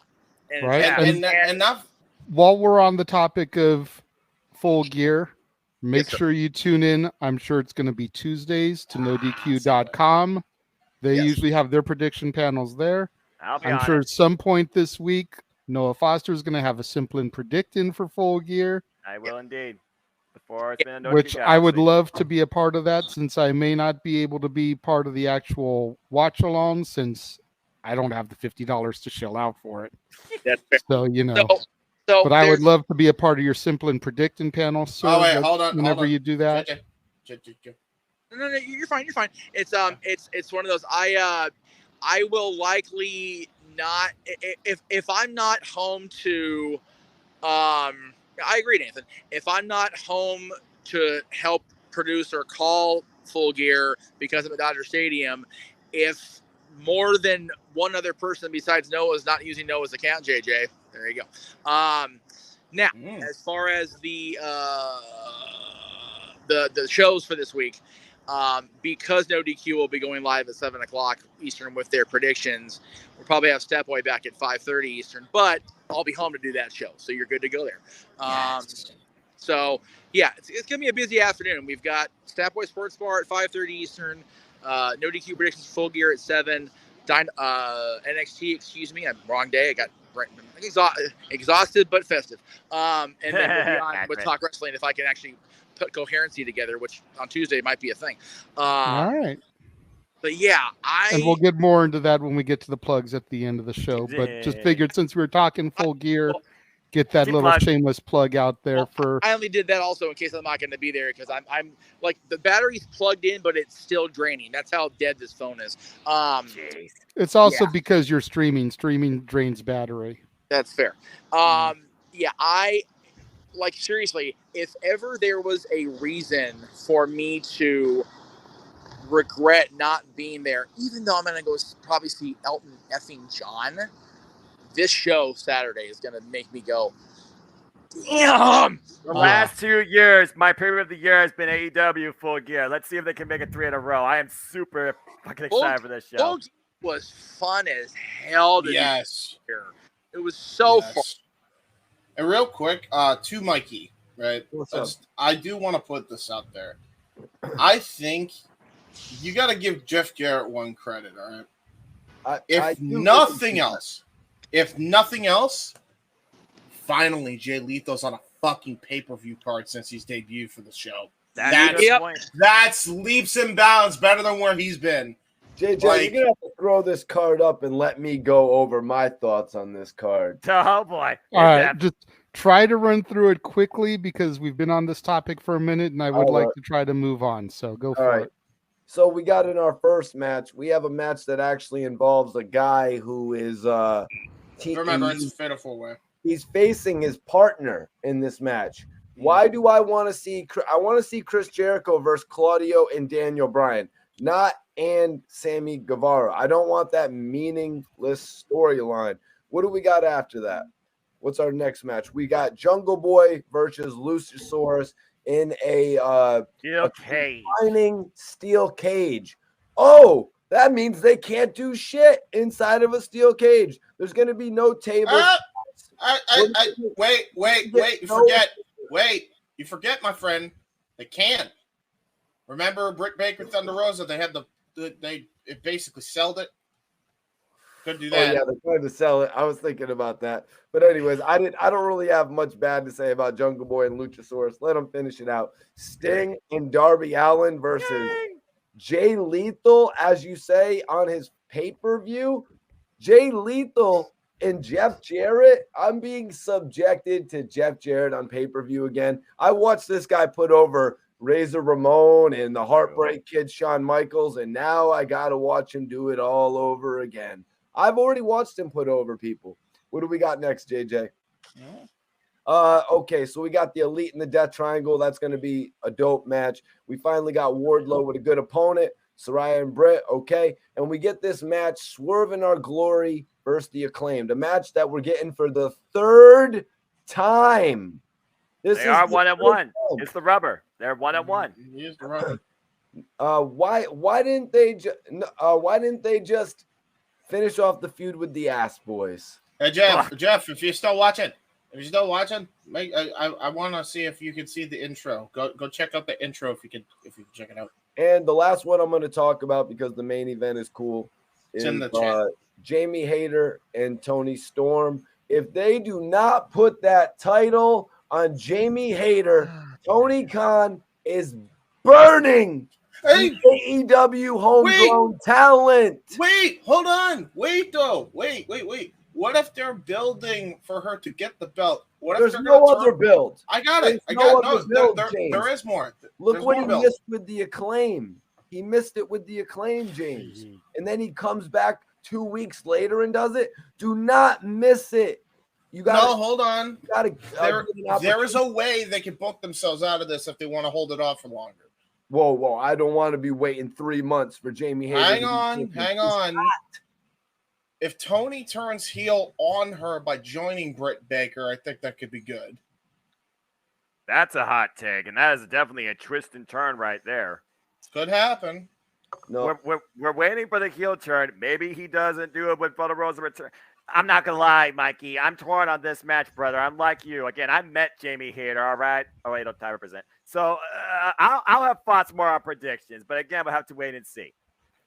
That's just my takes on this. I appreciate that. I really don't like this card, to be honest with you. Tony Khan has really put together a shoddy card here when you've got him redubbing the Ric Flair's last match opponents, like because they performed in front of 3,000 people. What is it? Double it? What is it? All in a what pay-per-view are we at? You got a full gear. The one with all the gears on it. Here we go with the background. The one with all the gears on it. Can we please get a new design? It's full gear. It's full gear. It's industrial. They're building something. Oh, he's gonna hate. He's gonna hate Simply Predicting's intro. On a full gear. He is not gonna like Simply Predicting's I love intro, what you did with that, James. Yeah, he's gonna hate it though. What's with all the gears? I'm not spending $50. I'm gonna go fix the gear in my car for $50. Jesus, it's a ridiculous title name or a pay-per-view name. All right. Speaking of ridiculous, it's going to be like Fully Loaded in a few years. It'll be a show on television. Hey, maybe that's where it came from. Yeah. Speaking of ridiculous, fully gear. Great segue there. Loaded. We mentioned NXT a little bit earlier, and then Mikey T with his ridiculous comment. So, as y'all know, Legado del Fantasma recently was called up to the main roster from NXT. Yep. This week, not Santos Escobar, but one of the other members. I can't remember their names except for Santos. They don't matter really. It's Joaquin Wild and Raul Mendoza. Very good. But one of them came out on screen on SmackDown, and apparently WWE on Wild. Fox saw it, and I called it to CC, and they called him out on it.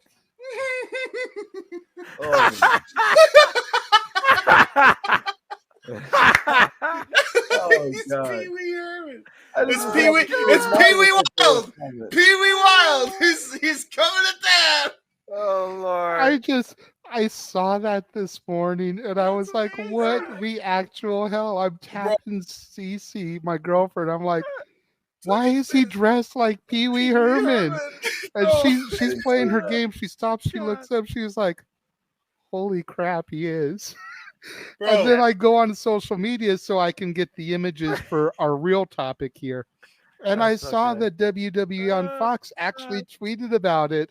We can't unsee it. And I'm like, thank you. It wasn't just me that made the connection. Bro. Oh my God. Like Halloween was 2 weeks ago. Pee Wee Herman was part of everybody's childhood. Remember? Yeah, Pee Wee Herman was part of everybody's childhood. He also made a cameo appearance one point at WrestleMania. So, I mean, He was the Raw guest host at one point also. Yes, he was. He made a cameo in the Weird Al movie as well. Yes. But the main topic coming out of SmackDown. So real quick about that subtopic you just brought up, you gotta look up what Buff Bagwell looks like now. Dude looks like fucking Mr. Rogers. I've seen it. It's crazy. What are you talking about, man? He doesn't look like still when Jeff interviewed him. He looks like legit. It's like he was Mr. Rogers incarnated. Bro, it's crazy. Buff Bagwell looks like Rogers, bro.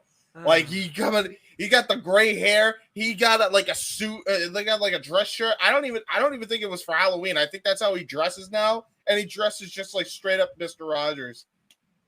Are you sure that wasn't for Halloween? No. This was like way before that. Well, it's good that he can get his shit together, man. Because I agree, but it's just. Hopefully he gets his shit together because I'm waiting for the day where we get, hi there, neighbor. Welcome to Mr. Bagwell's neighborhood. Next part of the Firefly Funhouse. Yeah. But anyway. All you're missing at this point is someone dressed up as Steve from Blue's Clues. My childhood coming back to life in 2022. Lord help me. But anyways. Started on Joe. Oh, fuck Joe. But anyways, the real news coming out of SmackDown. What is it? Ooh, so they did it. Technically, they haven't hit it yet. Today is 482. Tomorrow will be 483. Theoretically speaking, and although we know it probably won't happen, but theoretically speaking, they could still lose it at a house show tomorrow. On the day they tie. Should they make it to Raw with the belts, they will be the longest reigning WWE Tag Team Champions in modern history. Why does the longest reigning WWE why does it look like it's part of a fucking sitcom? What the hell is this? Yeah, it looks like a movie poster. It looks like a movie poster. Which is perfect for me who does Welcome to reviews. longest reigning with Jimmy and Jay, the Usos, starring as your WWE Tag Team Champions. Let's go. That's a coming to a theater near you. This season's greatest comedy to come. Yeah. While you're making that movie parody, have you seen the YouTube clip where they did the Blackpool Combat Club to Full House? Yes, I did. That was so damn brilliant. If you haven't seen that, James, check it out. But Blackpool are the Usos now? Are the Usos now the GOATs when it comes to tag team wrestling? All right, let's talk. Let's think about this yet. Mikey, you haven't started a topic yet. Go for it, bro. Shit, you're gonna put me on the spot. Damn right, bro. You spoke words first, bro. Okay, so because when we talk about the GOATs, you know what I mean. We're talking about we're going back to the era of the Dudleys, the Hardys, Edge and Christian. You got some others in there, you know what I mean? You got some others in there that came in like the New Age Outlaws, but technically they weren't. I don't know if they were as good in the ring. I mean, they really kept me interested when it came to the storyline. It was carried more. You know what I mean? they kept me really interested. You know what I mean? From like that Royal Rumble to WrestleMania build. Then when they joined DX, you know, they really put a major emphasis on the tag team division. So I really make that a part of it. You got to think back to like the Legion of Doom. You got they're going all the way back to Demolition. And then we had a put together team like the New Day come in and take it. But now we almost look at the New Day as like what Kofi and all of them were really meant to do. Kofi and Xavier and Big E. So we really look at them as a team. So they're taking it from them. And I believe that the Usos are better than the New Day. So rightfully so, they're taking the crown. Now, are they the best team? I mean, I would have to say they have surpassed like the Head Shrinkers and stuff like that, and much better than all those mid-90s tag teams like the Headbangers and the Smoking Guns. And are they better than the Rockers, though? Yes. I would have to think that the Usos would probably kick the Rockers' ass.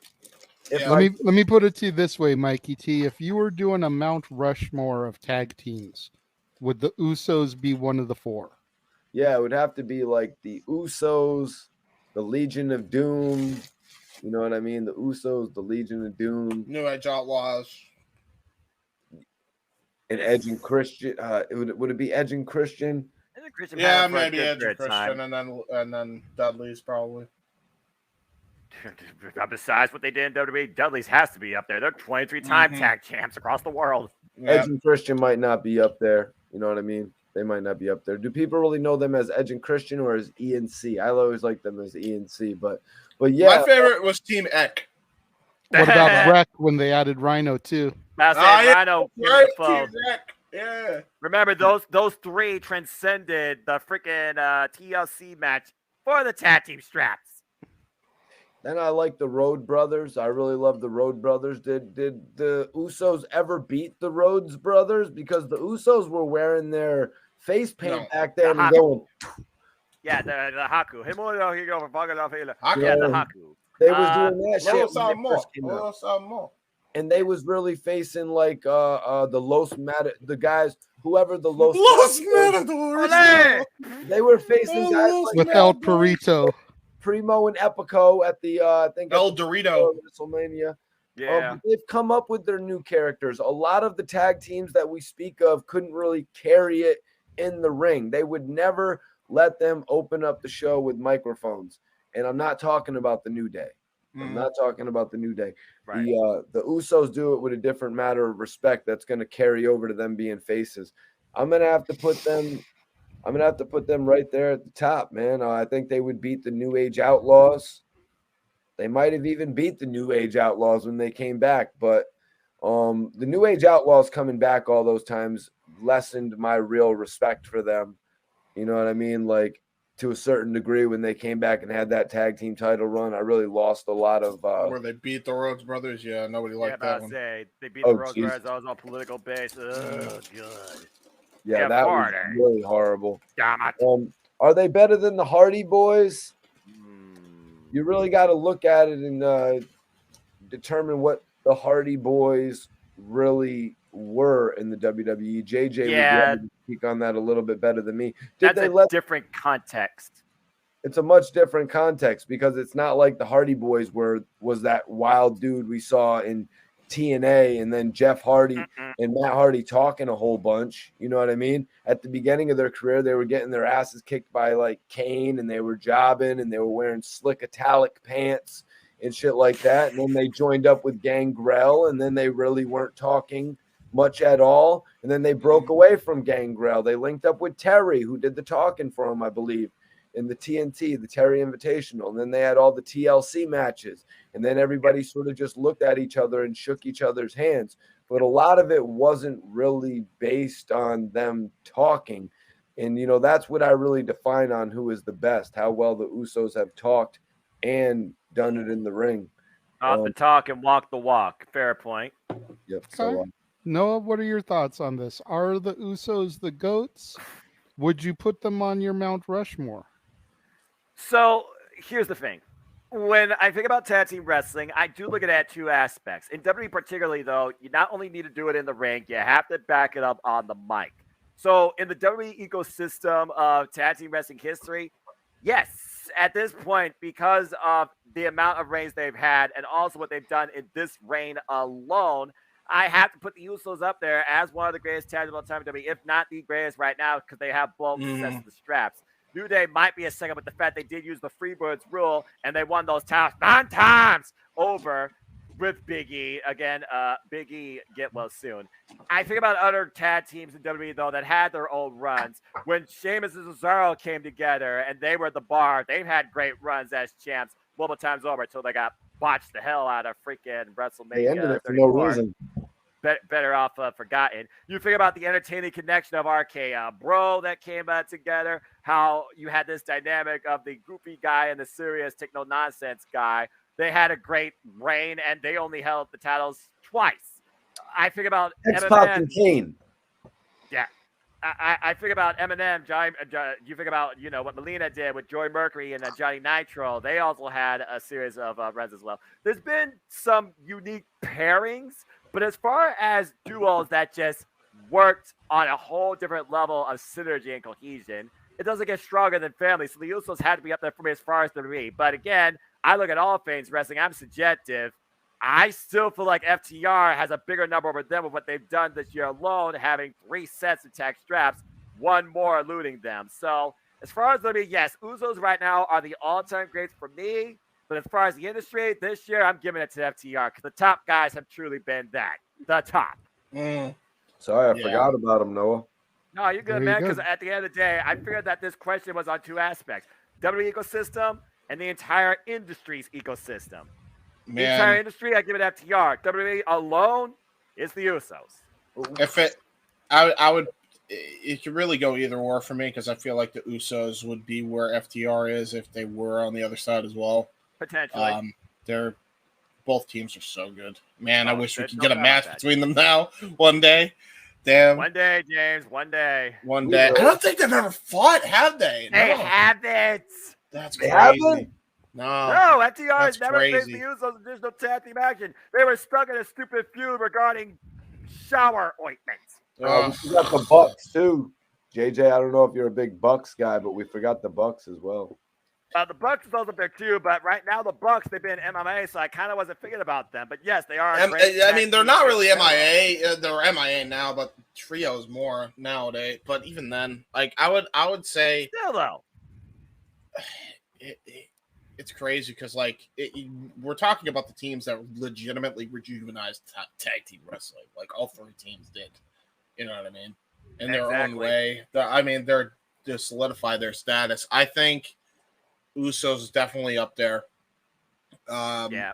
As far as Mount Rushmore, I mean, again, you pointed out it's so hard because the Dudleys. I mean, Christian and Ed, what they did with TLC to put a different showcase and presentation on the tag team straps. And again, look at All Things Wrestling. Briscoes are 12-time Ring of Honor champions. The Morrissey Machine Guns, they are 3-time champions, but they've been involved in Impact for the last 20 years. So, again, it's a very subjective question. But as far as the ring goes, yeah, the Usos are the top ones for me. As far as I love, out of all the teams, the best mic talkers to me, which I love the Young Bucks, don't get me wrong, but for me, FTR and Usos got them schooled on the mic.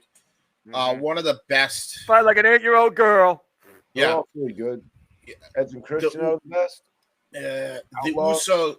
I remember that segment with the Usos, which I'm planning, by the way, on doing a Don DeMarco on. Is the that fucking bar break, the battle. The rap battle between the New Day and the Usos. Okay, I do remember that, especially when he said, "Don't go R, don't go rated R like your boy Xavier Woods." Dude, they both of them went in on each other, man. That was funny.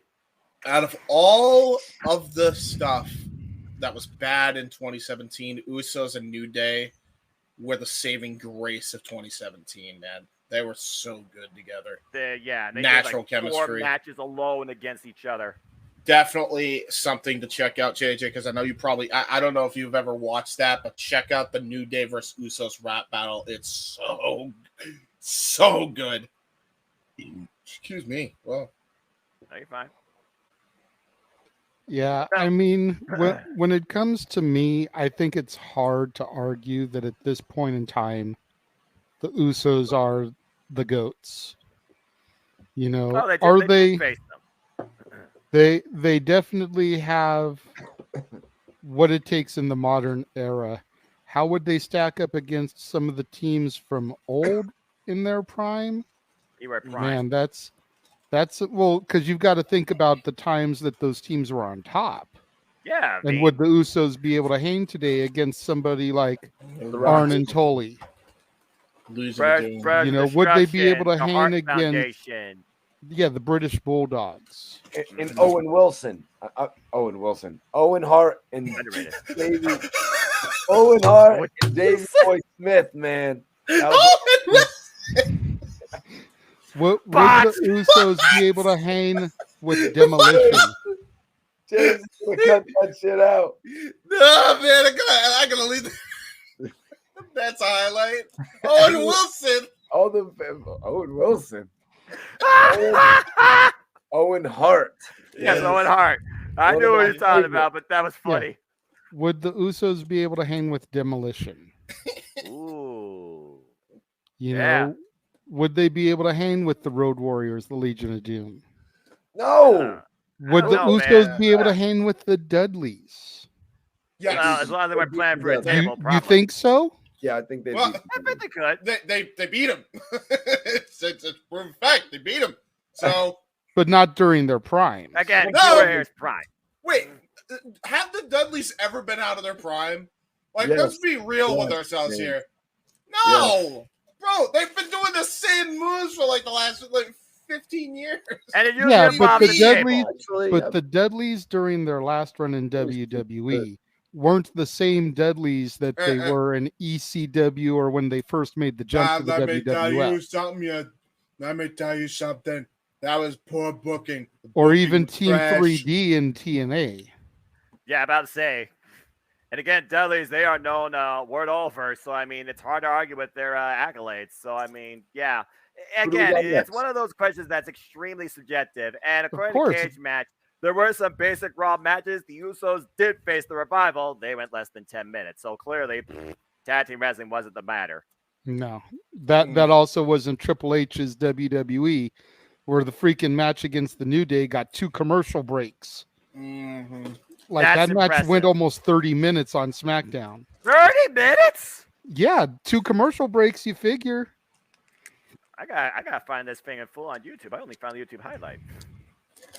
It was an insane match. It was damn good.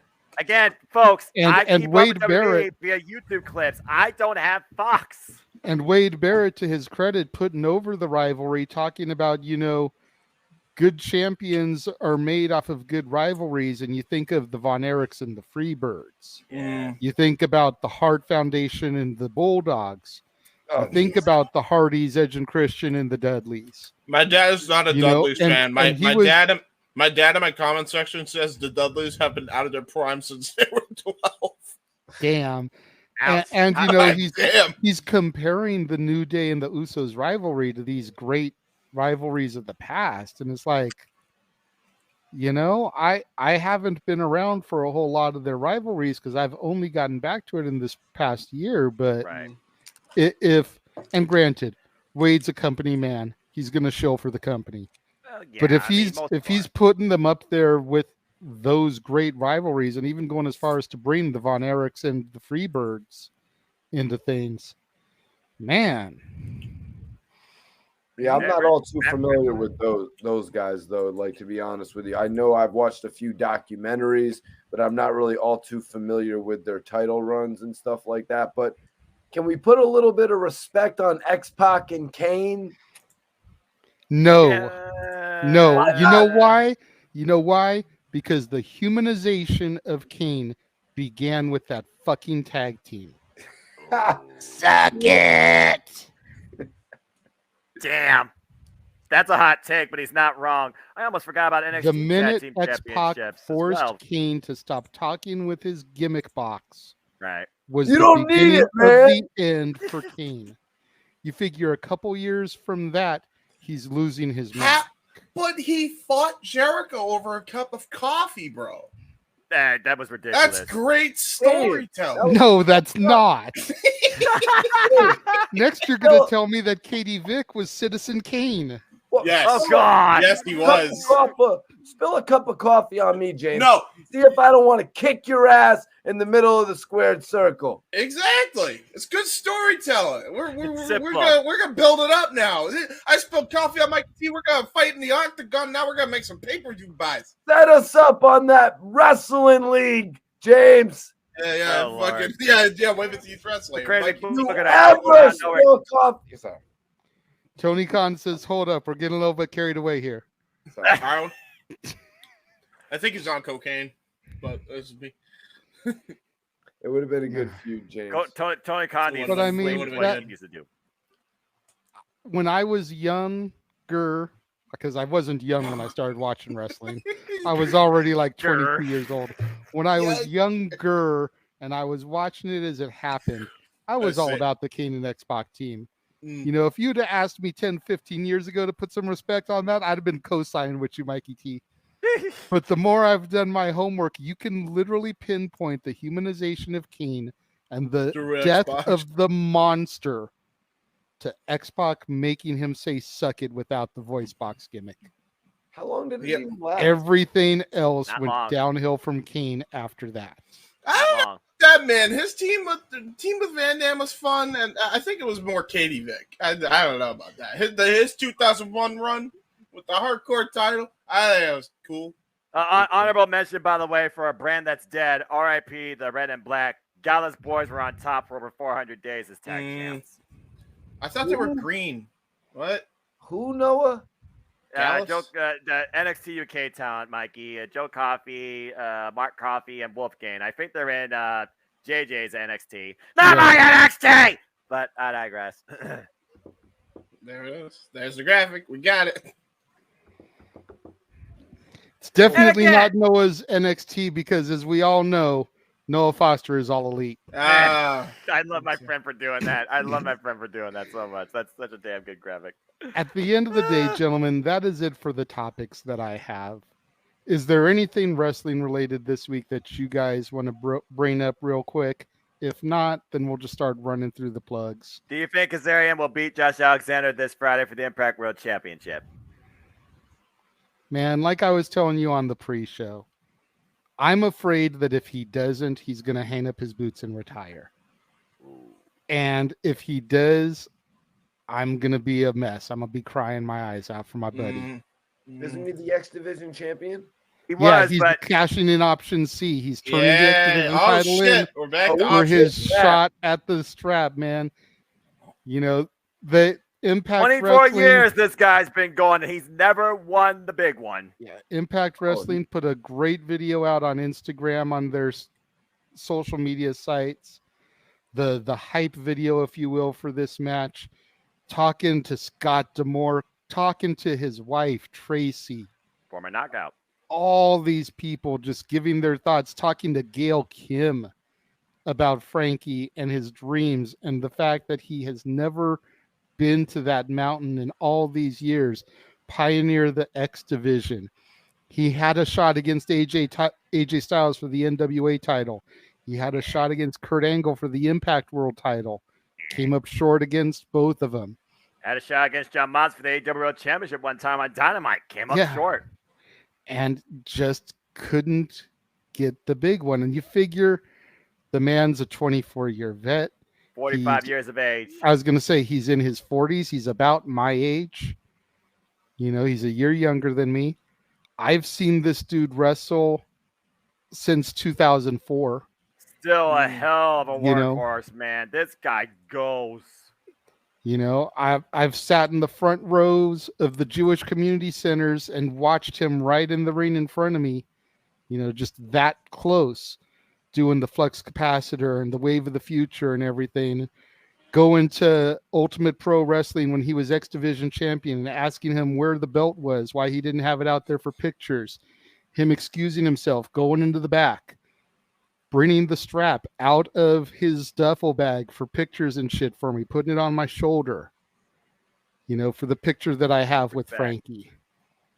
It's one of those things where, again, this industry, you love it so much, but is there a point where it doesn't fully satisfy you, give you everything you hope to get out of it, that you just, you call it quits because your mentality at the end of the day, you feel like you might be on the verge of a collapse. How much more can Kazarian go without obtaining that key goal, becoming a world champion?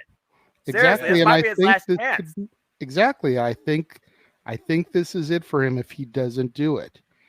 And so that's why I say, like, I'm going to be just like Jeff was when RVD beat John Cena at One Night Stand 2. I'm going to be just like he was when Daniel Bryan defeated Orton and Batista to become WWE champion at WrestleMania. This is one of my guys. I have put 18 years into Frankie Kazarian. I'm saying he's the most. So if he does it, man, I'm gonna be a blubbering idiot. Again, underrated. Noah has talked me into paying the $5 on YouTube to actually see the show because I didn't realize it was that cheap on YouTube. It's literally this Friday. Impact Plus represents Overdrive. 8 p.m. Eastern Standard Time on Impact Wrestling's YouTube channel. I want Kaz to win now. I do. Josh, James. He's got. I've got nothing against Josh Alexander, but I want to see my boy take this match.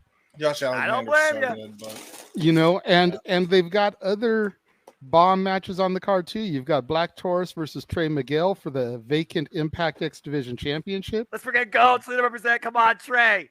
You've got Heath and Rhino defending the Impact Tag titles against the major players, Brian Myers and Matt Cardona. That's lit. Yep, You've got the Death Dolls, Jessica, Taya Valkyrie, and or Rosemary versus Savannah Evans and Tasha Steele. Finally have a tag team name for the Knockouts Tag Team Championships. You've got Bully Ray versus one's Moose. a doll, one represents death. Rosemary, she is either or. She's not of this realm. She'll tell you that. Rosemary's also smoking. So you've got Bully Ray versus Moose in a tables match. Versus Moose. Someone's gonna eat wood. And then you've got Mickie James versus Taylor Wilde in a career-threatening match. If Mickie James loses, her career is over. Correct. You've got a good stacked card. You've got 4 title matches. You've got a table match, and you got a career-threatening match.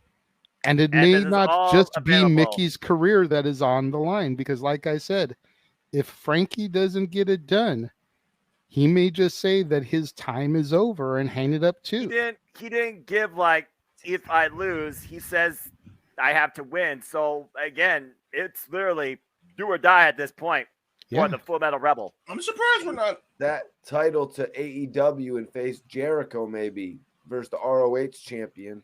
And that could be the next thing that Tony does to make the ROH title look good. What's Kazarian's history with ROH? Was he a champion over there as well?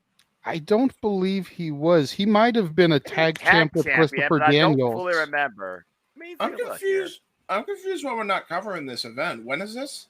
It's Friday night this week during SmackDown. Oh, that's why. Yeah, SmackDown, Rampage, and this. Yeah. He's a 3-time tag champion, twice with Daniels, once with Sky. And he is a 6-man tag team champion with Daniels and Sky. SCU. And he won the Ring of Honor Rumble in 2017. But again, never the World Championship. Nope. Never. And the only place where I know that he was the champion is Pro Wrestling Guerrilla. But at the time that he was the PWG champion, it wasn't a world title yet. It wasn't until Joey Ryan won the belt and took it and defended it overseas in Germany that it became a world championship.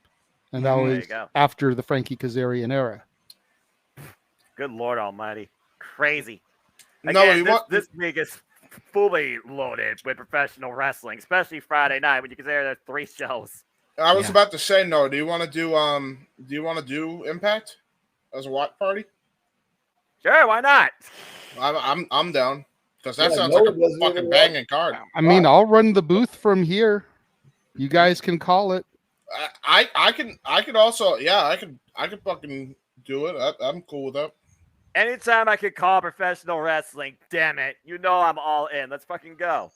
All right, you guys heard it here. That main event. Jeff Meacham Network Multiverse of Media will proudly present Impact Overdrive on Friday, 5 o'clock Pacific, 8 o'clock Eastern. We'll go live for the pre-show starting at, do you want to do 4 or 4:30, 7:30? You guys make the call. Probably 7 will be best to talk about because knowing Impact Wrestling like I do, these Impact Plus specials will probably have at least one match heading into a countdown. Absolutely. There you go. So we'll go live at 4 Pacific, 7 Eastern on the Jeff Meacham Multiverse of Media. What's up, Mikey T? So I see his hand, James. Don't be so eager to call on Mikey. I'm just pointing. And step over me when I try to talk just to get Mikey's shit in. I got you. Hey, I'm just pointing. I'm a part pointer. You know, I'm like a golden retriever. Mikey. I'm looking over there as James is pointing. I'm like looking at where he's pointing. I'm like, where's he pointing? Oh yeah. He's pointing at your death row posters. No, I'm like, he's pointing. Cool. He's like the person in Paranormal Activity. He's like, oh man, I see dead people. Yeah, exactly. But no, guys, we're not getting out of here without talking about NXT. Oh no. Uh-oh. What do you want to bring up, Mikey, about not Noah's NXT? Damn it! But we digress by the shirt. You know, JJ and myself are pretty much the only NXT supporters in the NoDQ family and shit like that. But I just want to speak on Deadline a little bit. You know, it looks like they're having Braun Breaker go up against Von Wagner. And they're also building up towards the main match of, it looks like the main event of Deadline is more than likely going to be Braun Breaker versus Apollo Crews.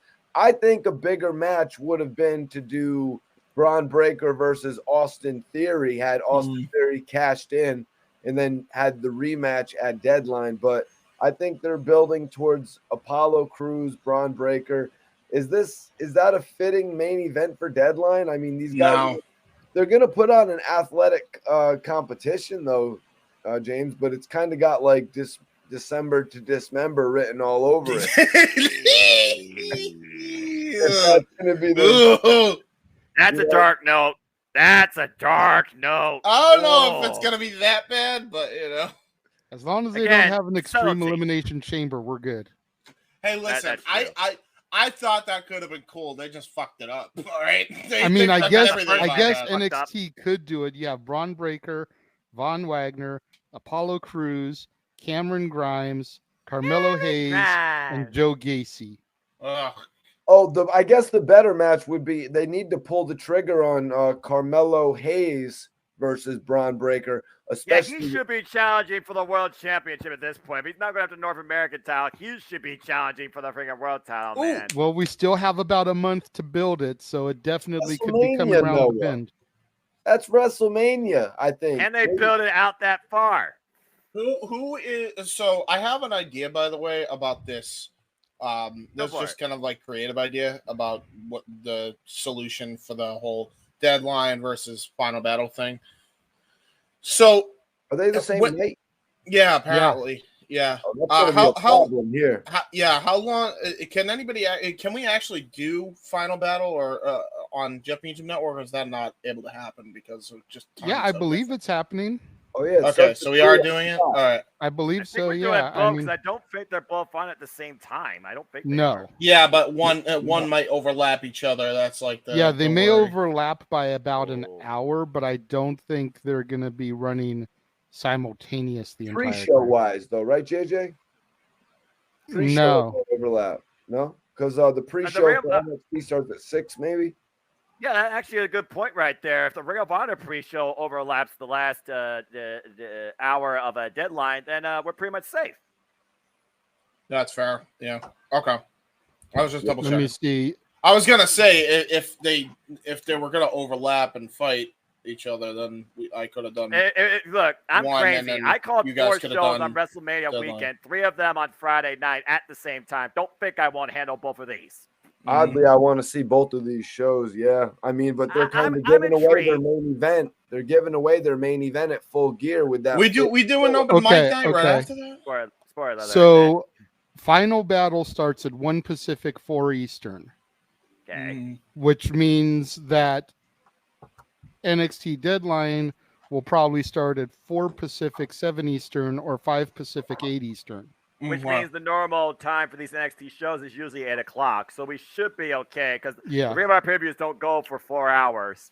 Yeah, and we got Jesus Christ. That means what? Freaking 3. We have 3 shows in that one simulcast then. Yeah. If you include open mic. Jesus Christ. Final Battle. Oh boy. Into Deadline. And that's a Saturday. Into open mic night. Well, I'm going to be tied up a little. Well, thankfully, nothing live, I don't think. Thankfully, the way we have our team spread out, it'll either be Noah and you, James, or Noah and Jeff doing Final Battle. It'll be Noah and myself doing Deadline, and then all of us will convene for open mic nights. So either you or Jeff will get a rest while Noah and I do Deadline. Noah's going to be the man with no rest. Yeah, Noah. He's going to need to keep a pack of Halls or something on his desk there. Get some cough stuck on some lozenges in between the 2 shows. Yeah. I'll be fine. I'll be fine. You guys got no worry about it. I'll be fine. And inject himself with an IV of Mountain Dew. You say that. Propel too. You guys say just that. Cover 16 matches. Yeah, I did. Yeah. I did AEW All Out and Clash of the Castle. Freaking Noah. He says it in such a way where it sounds like that meme where the house is burning around him. He's like, "It's fine. Everything's fine." Yeah, think about it. This is probably only going to be 13 to 14 matches max. Probably 5 to 6 on Deadline, 8 to 9 on Final Battle, unless Tony Khan goes crazy with it. He might. I was going to say, this is Tony Khan. We have 9 official. Well, yeah, we have 9 official for Full Gear. I've seen the with ass 2 more potentials for Full Gear. So you figure if he does ROH in the same vein, you're looking at probably close to 10 matches for ROH. You know a hook match is happening on the 0 hour. It's happening. Yeah, but let's not forget, JJ, there's the 0 hour that has 3 to 4 matches. Remember, at All Out, there was 4 matches on that. True. I think Lee Moriarty's going to take that title from Hook. Well, I mean, I think they want to push him. I don't know what the title really does for Lee Moriarty. Hot take. I just want a good wrestling match between those guys. So I think I don't know if Hook can give us a good wrestling match, man. What happened to that? Bro, are you kidding me? He hasn't been tested. Bro, I think he's alluding to, James. What happened to the Tony Nese feud that never seemed to happen? Bro, his fundamentals are better than anybody else on the roster. Oh yeah, he's got the fundamentals down pat. He just hasn't been able to show what he could really do. Yeah, Lee Moriarty would be his best match. And JJ, also, in case you don't want to do a YouTube for that show, the Overdrive special is available on Fight, same price, $10. It starts November 18th, 8 p.m. Eastern Standard Time. Again, main event, Josh Alexander defends the Upper Championship against Frankie Kazarian. Well, if it's 5 on YouTube and 10 on Fight, then I'll pay the 5 on YouTube. Yeah, I think it's 5 on YouTube. You have to double check. Go to Impact Wrestling's YouTube channel, go to membership, and check the rates. Sounds good.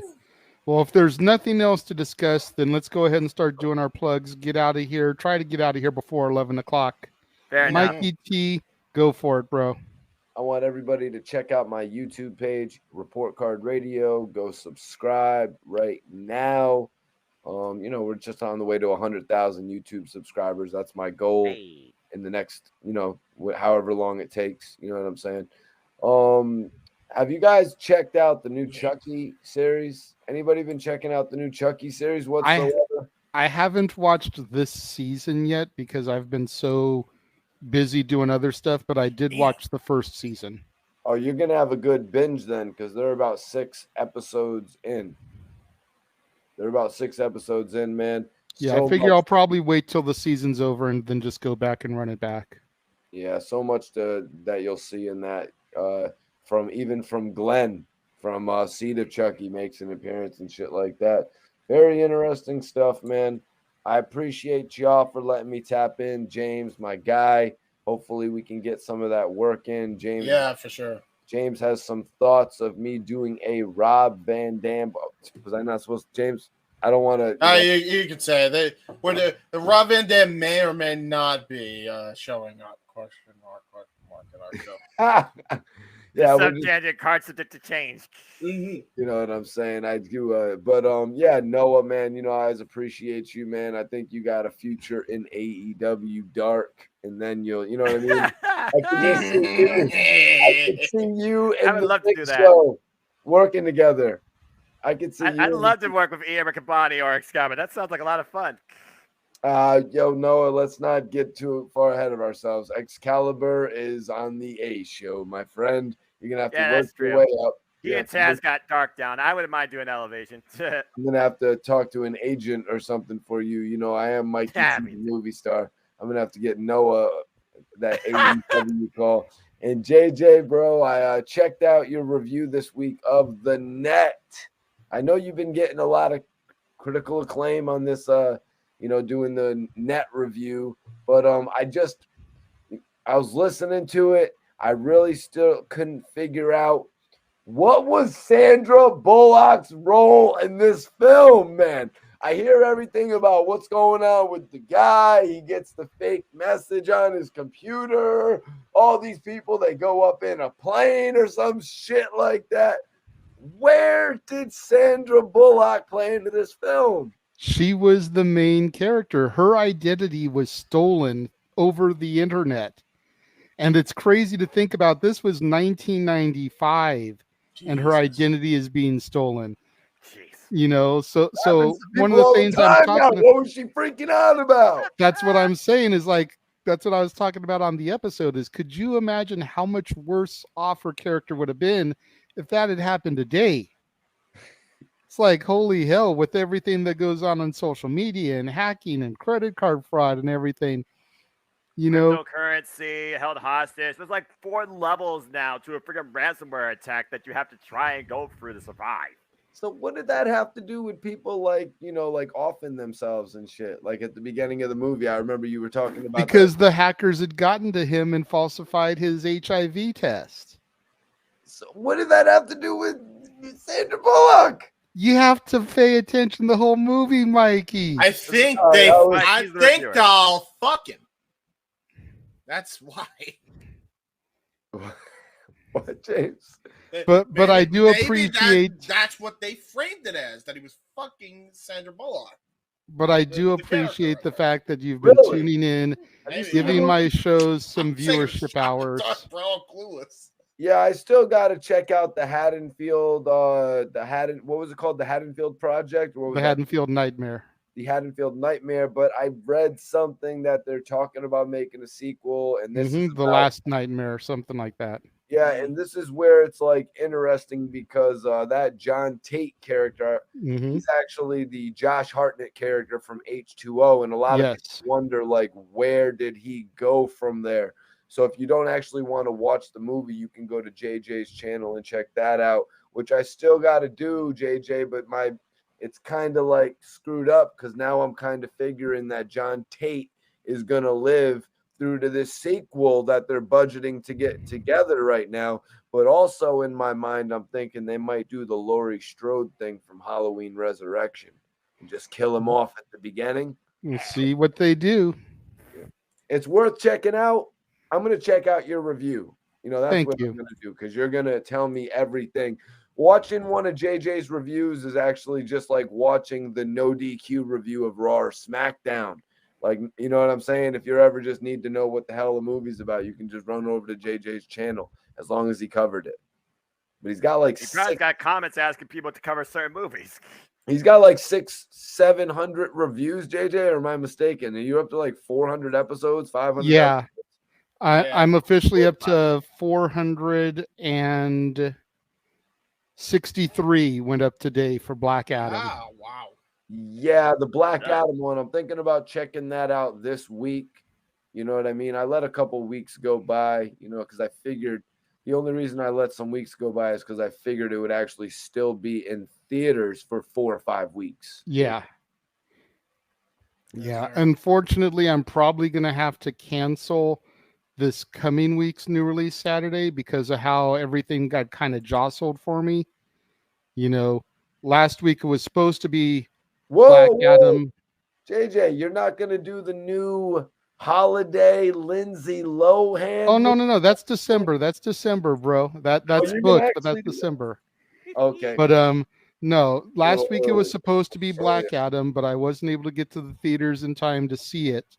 So I did the Weird Al movie, which was supposed to be the third Saturday in November. So this week ended up being Black Adam, which means that the one that was supposed to be this week, which is Till, the story of Emmett Till, was going to get pushed to next week, but now Till is leaving theaters. Yeah. So I may or may not be able to find a theater near me that has it, so I may have to try to come up with something else to fill that gap before I get to Black Panther Wakanda Forever to wrap up the month. But that Christmas Lindsay Lohan movie, man, since you're so interested in it, that is on deck for December, because every movie in December, whether it's during the week or a new release Saturday, is going to be a Christmas movie. God damn it. Except for New Year's Eve, I'm reviewing on New Year's Eve. No wonder it's November. No wonder my girl wasn't so hyped about that. I totally let that slip. I was a month early on that one.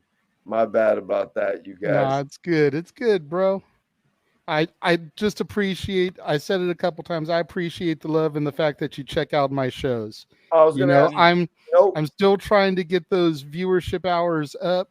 I'm currently sitting at 2,928 out of the 4,000 required to get monetized. Oh, then you're right. You're about to be there, man. I'm hoping that I'll hit that 4,000 mark before the end of the year, but it takes the support from the fans watching it. Even if you guys don't watch the shows, just open up a YouTube tab, click on one of my playlists for Renegades Reviews. I have all 463 videos in there. Just start it at the first one and just let it run. Go about your day, go to work, go to school, let it run. It's going to tick off those hours for me. Once you get to the end of the playlist, run it back.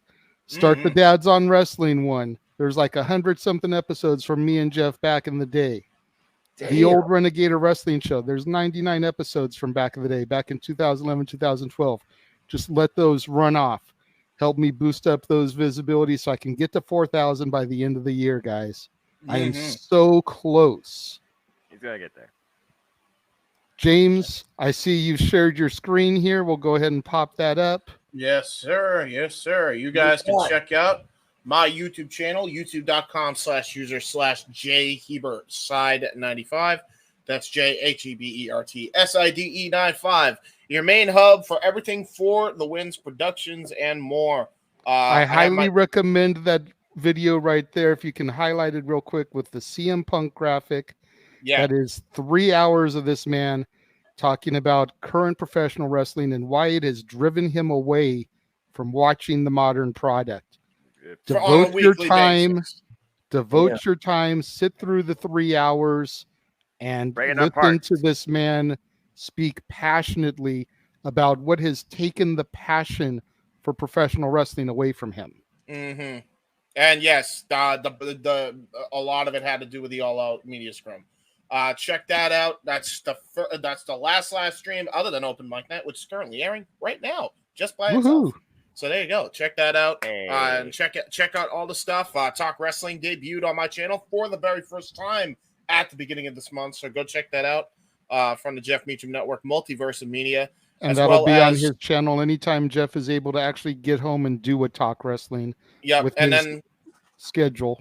And then there's AEW Grand Slam, Dynamite and Rampage live reactions from a month ago you can check out, as well as other stuff as far as FTW Productions are concerned. I actually got all the playlists ready to go.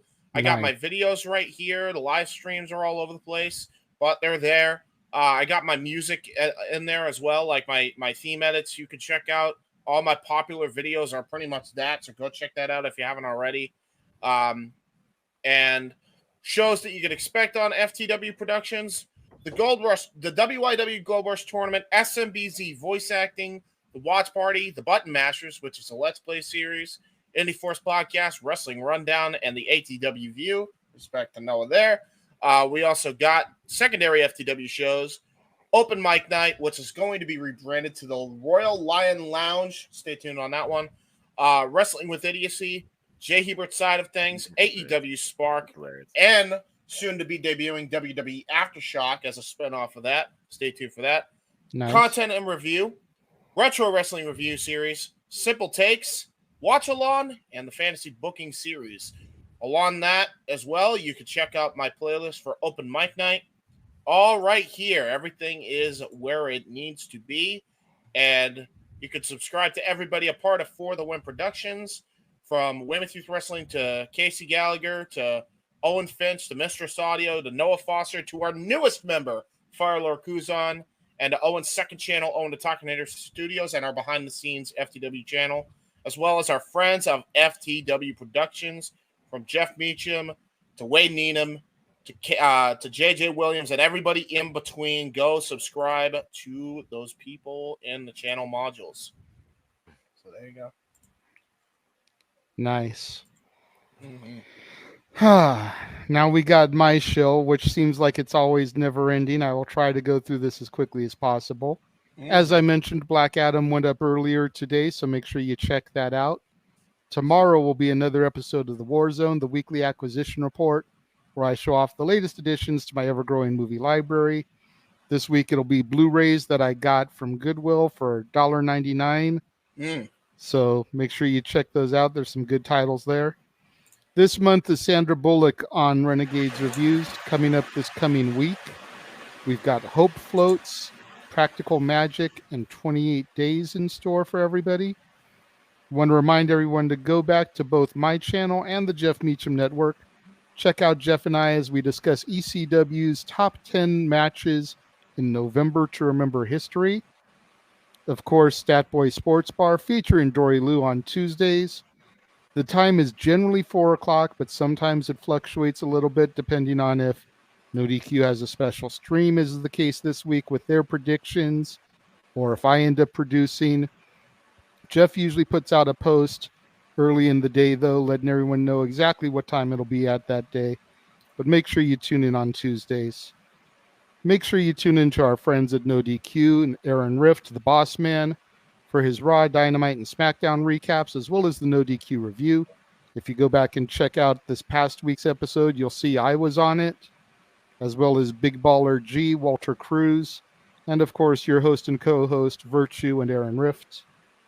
Next week, Full Gear. Let's Gonna be covered here Saturday. Of course, we're going to have Overdrive now. You heard the official announcement earlier. There's no graphic made because it was just decided on the fly, but tune in for that. 4 p.m. Pacific, 7 Eastern, across the multiverse of media for Impact Overdrive. I see a sad face gear. Then we've got the top 10 charity singles coming up on Monday the 21st. Going to be discussing things like, do they know it's Christmas? We Are the World. What's going on? Stuff like that. That was designed with raising monies for noble causes, charitable causes. We're going to have a very special edition of Renegades Reviews coming up on Tuesday the 22nd, as Jeff Meacham is going to take over the show to review Mickey, the Story of a Mouse. You've seen the trailers going into Hard Times and Open Mic Night today. Little bit of what's in store there.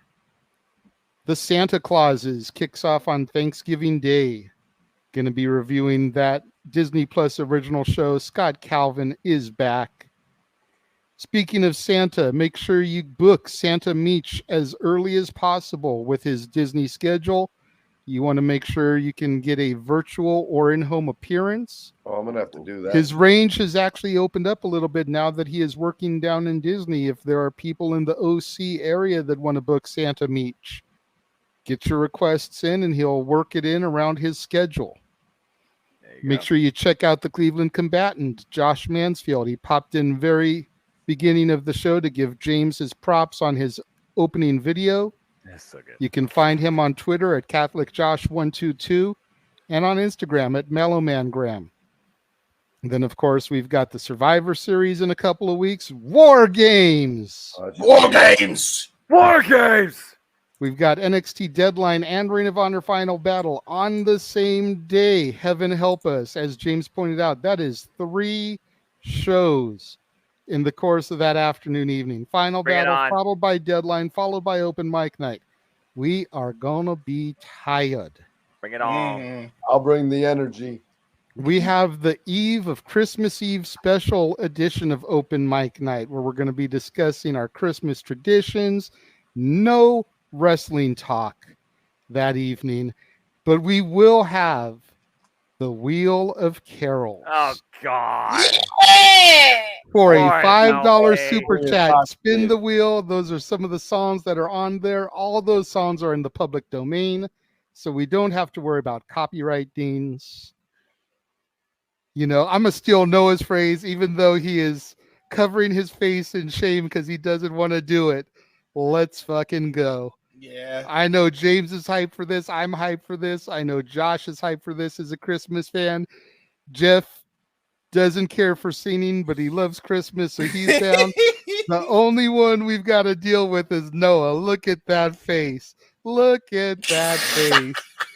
And then, of course, great. New Year's Eve, probably the longest open mic night in history. Oh, yeah. We're going to begin at 8 Pacific, 11 Eastern. We will definitely be on the air when New Year strikes on the East Coast. We are going to try our damnedest to ride through until New Year strikes on the West Coast. It is going to be a long broadcast. Mm-hmm. Before I turn it over to Noah, let me just remind everybody, because that time is almost here. Enjoy it while you can, because she is defrosting. Oh, no. Some stores have already started playing Christmas music, so you may be hearing her already. But I've escaped radio it. Station is I've already escaped doing it thus far, but enjoy this time while you can, because she is defrosting. Oh, trust me, she's out, dude. I've already heard it at least twice. And let me leave you with, and I had picked this song, this Christmas song, because Jeff was going to be here, because of one of the lines there that always makes me think of Disney, even though I know it wasn't originally written about Disney. But it's beginning to look a lot like Christmas. Everywhere you go, there's a tree in the Grand Hotel, one in the park as well, the sturdy kind that doesn't mind the snow. It's beginning to look a lot like Christmas, and soon the bells will start. And the thing that will make them ring is the carol that you sing right within your heart. And unfortunately, we're going to have to hear Noah sing on the Christmas Eve edition, much to his chagrin, but he is a team sport, so for a $5 super chat, we will spin the wheel and sing whatever song it pops up on. Oh, you're damn right you will, Noah.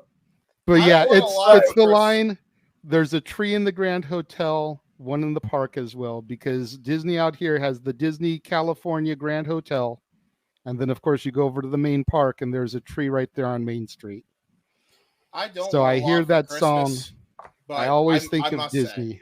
I'll be super chatting that night. Listen. All right, there we go. We got a commitment from Mikey T. See, and I've already figured too, once we start to eliminate a couple of songs on the list, what I thought we would do, since me and James kind of got a kick out of it last week, we'll put like James's interpretive song. Yeah. That way he can like pick a song and then do like his Morgan Freeman to it. That way we don't get copyright. I was about to say, or me doing like my William Shatner bit. Oh yeah, freaking! Or I'll just do one real quick for James Friedman. Right? There's not a lot I want for Christmas, but what I would like very much is if Mariah Carey would stop being played on the goddamn mall radios. Can we pick somebody different for once, for the love of God? Said Morgan Freeman with a rant like that, the whole internet would break. Right. Right. But something along those lines. That way we can still do a pop song that maybe is not in the public domain, but we won't get deemed because it's Morgan Freeman speaking it. It's William Shatner dialogue to it, you know. Maybe I'll pick one of my Muppet songs and I'll do my we gotta best do Kermit the Frog. One has to be Christopher Walken. Hey, if you can do Christopher Walken. I like this Christmas Carol, but it's missing more cowbell. Blue Oyster Cult. There you go. I like that idea. I can't imagine Gilbert Godfrey ever doing anything like this, but oh Lord. Are you sure about that, Noah Foster? Because I'm pretty sure about this, James. All right, but we're not. Are you pretty sure? Because I think I'm very festive now that I'm up in the heavens. God rest my soul. Wait, I'm here. What the hell?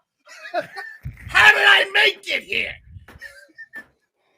So yeah, that's what we have in store the coming weeks. What the hell am I about to deal with? That's what's gonna Noah, be on the Christmas episode. What the hell you're gonna deal with, Noah? And this is where I know that you'll be a team player and you'll suck it up. What is it that you always tell me when I tell you I'm nervous about calling an event? Loosen up and have some fun.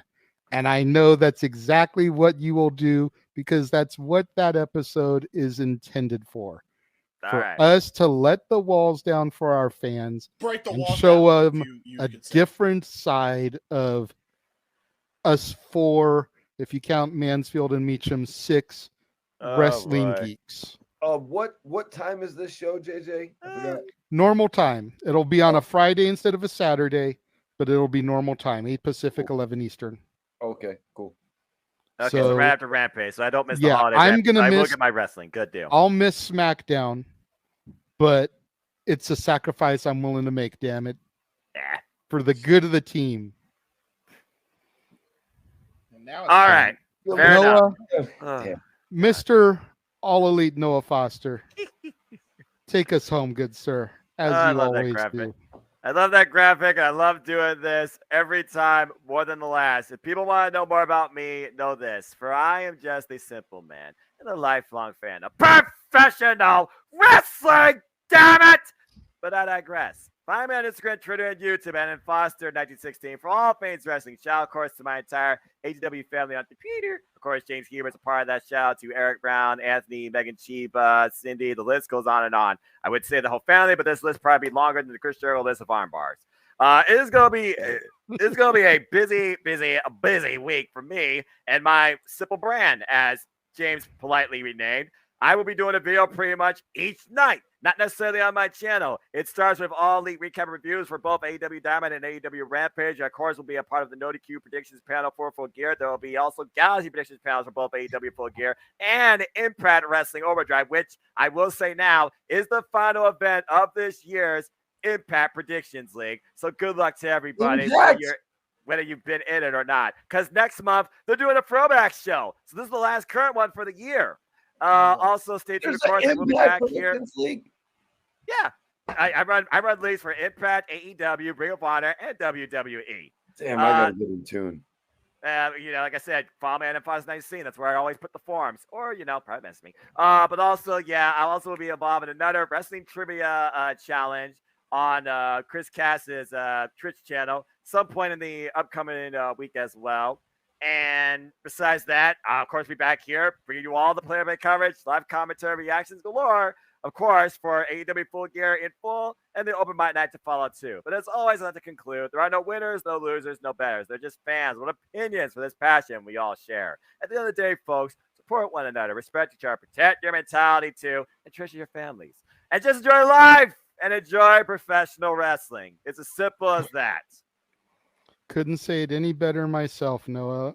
As I always say, that's why I let you bring it home, man. You always do it so eloquently.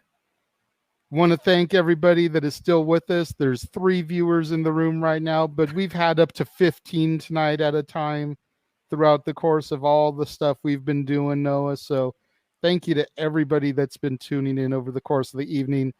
We're at almost 8 hours in this broadcast, so good on them if there's still 3 hanging in there.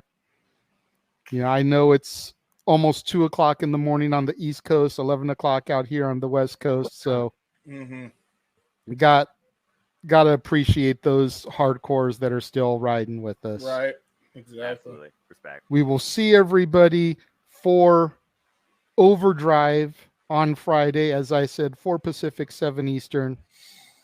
For the Simple Man, Noah Foster. For the Heeb Man, James Hebert. For Mr. Report Card Radio, Mikey T. For Jeff Meacham, the man whose name is on the marquee, and for Josh Mansfield, the Cleveland combatant who popped in here earlier, I am the Renegade JJ Williams. Thank you for tuning in for Open Mic Night, and we will see you guys next time.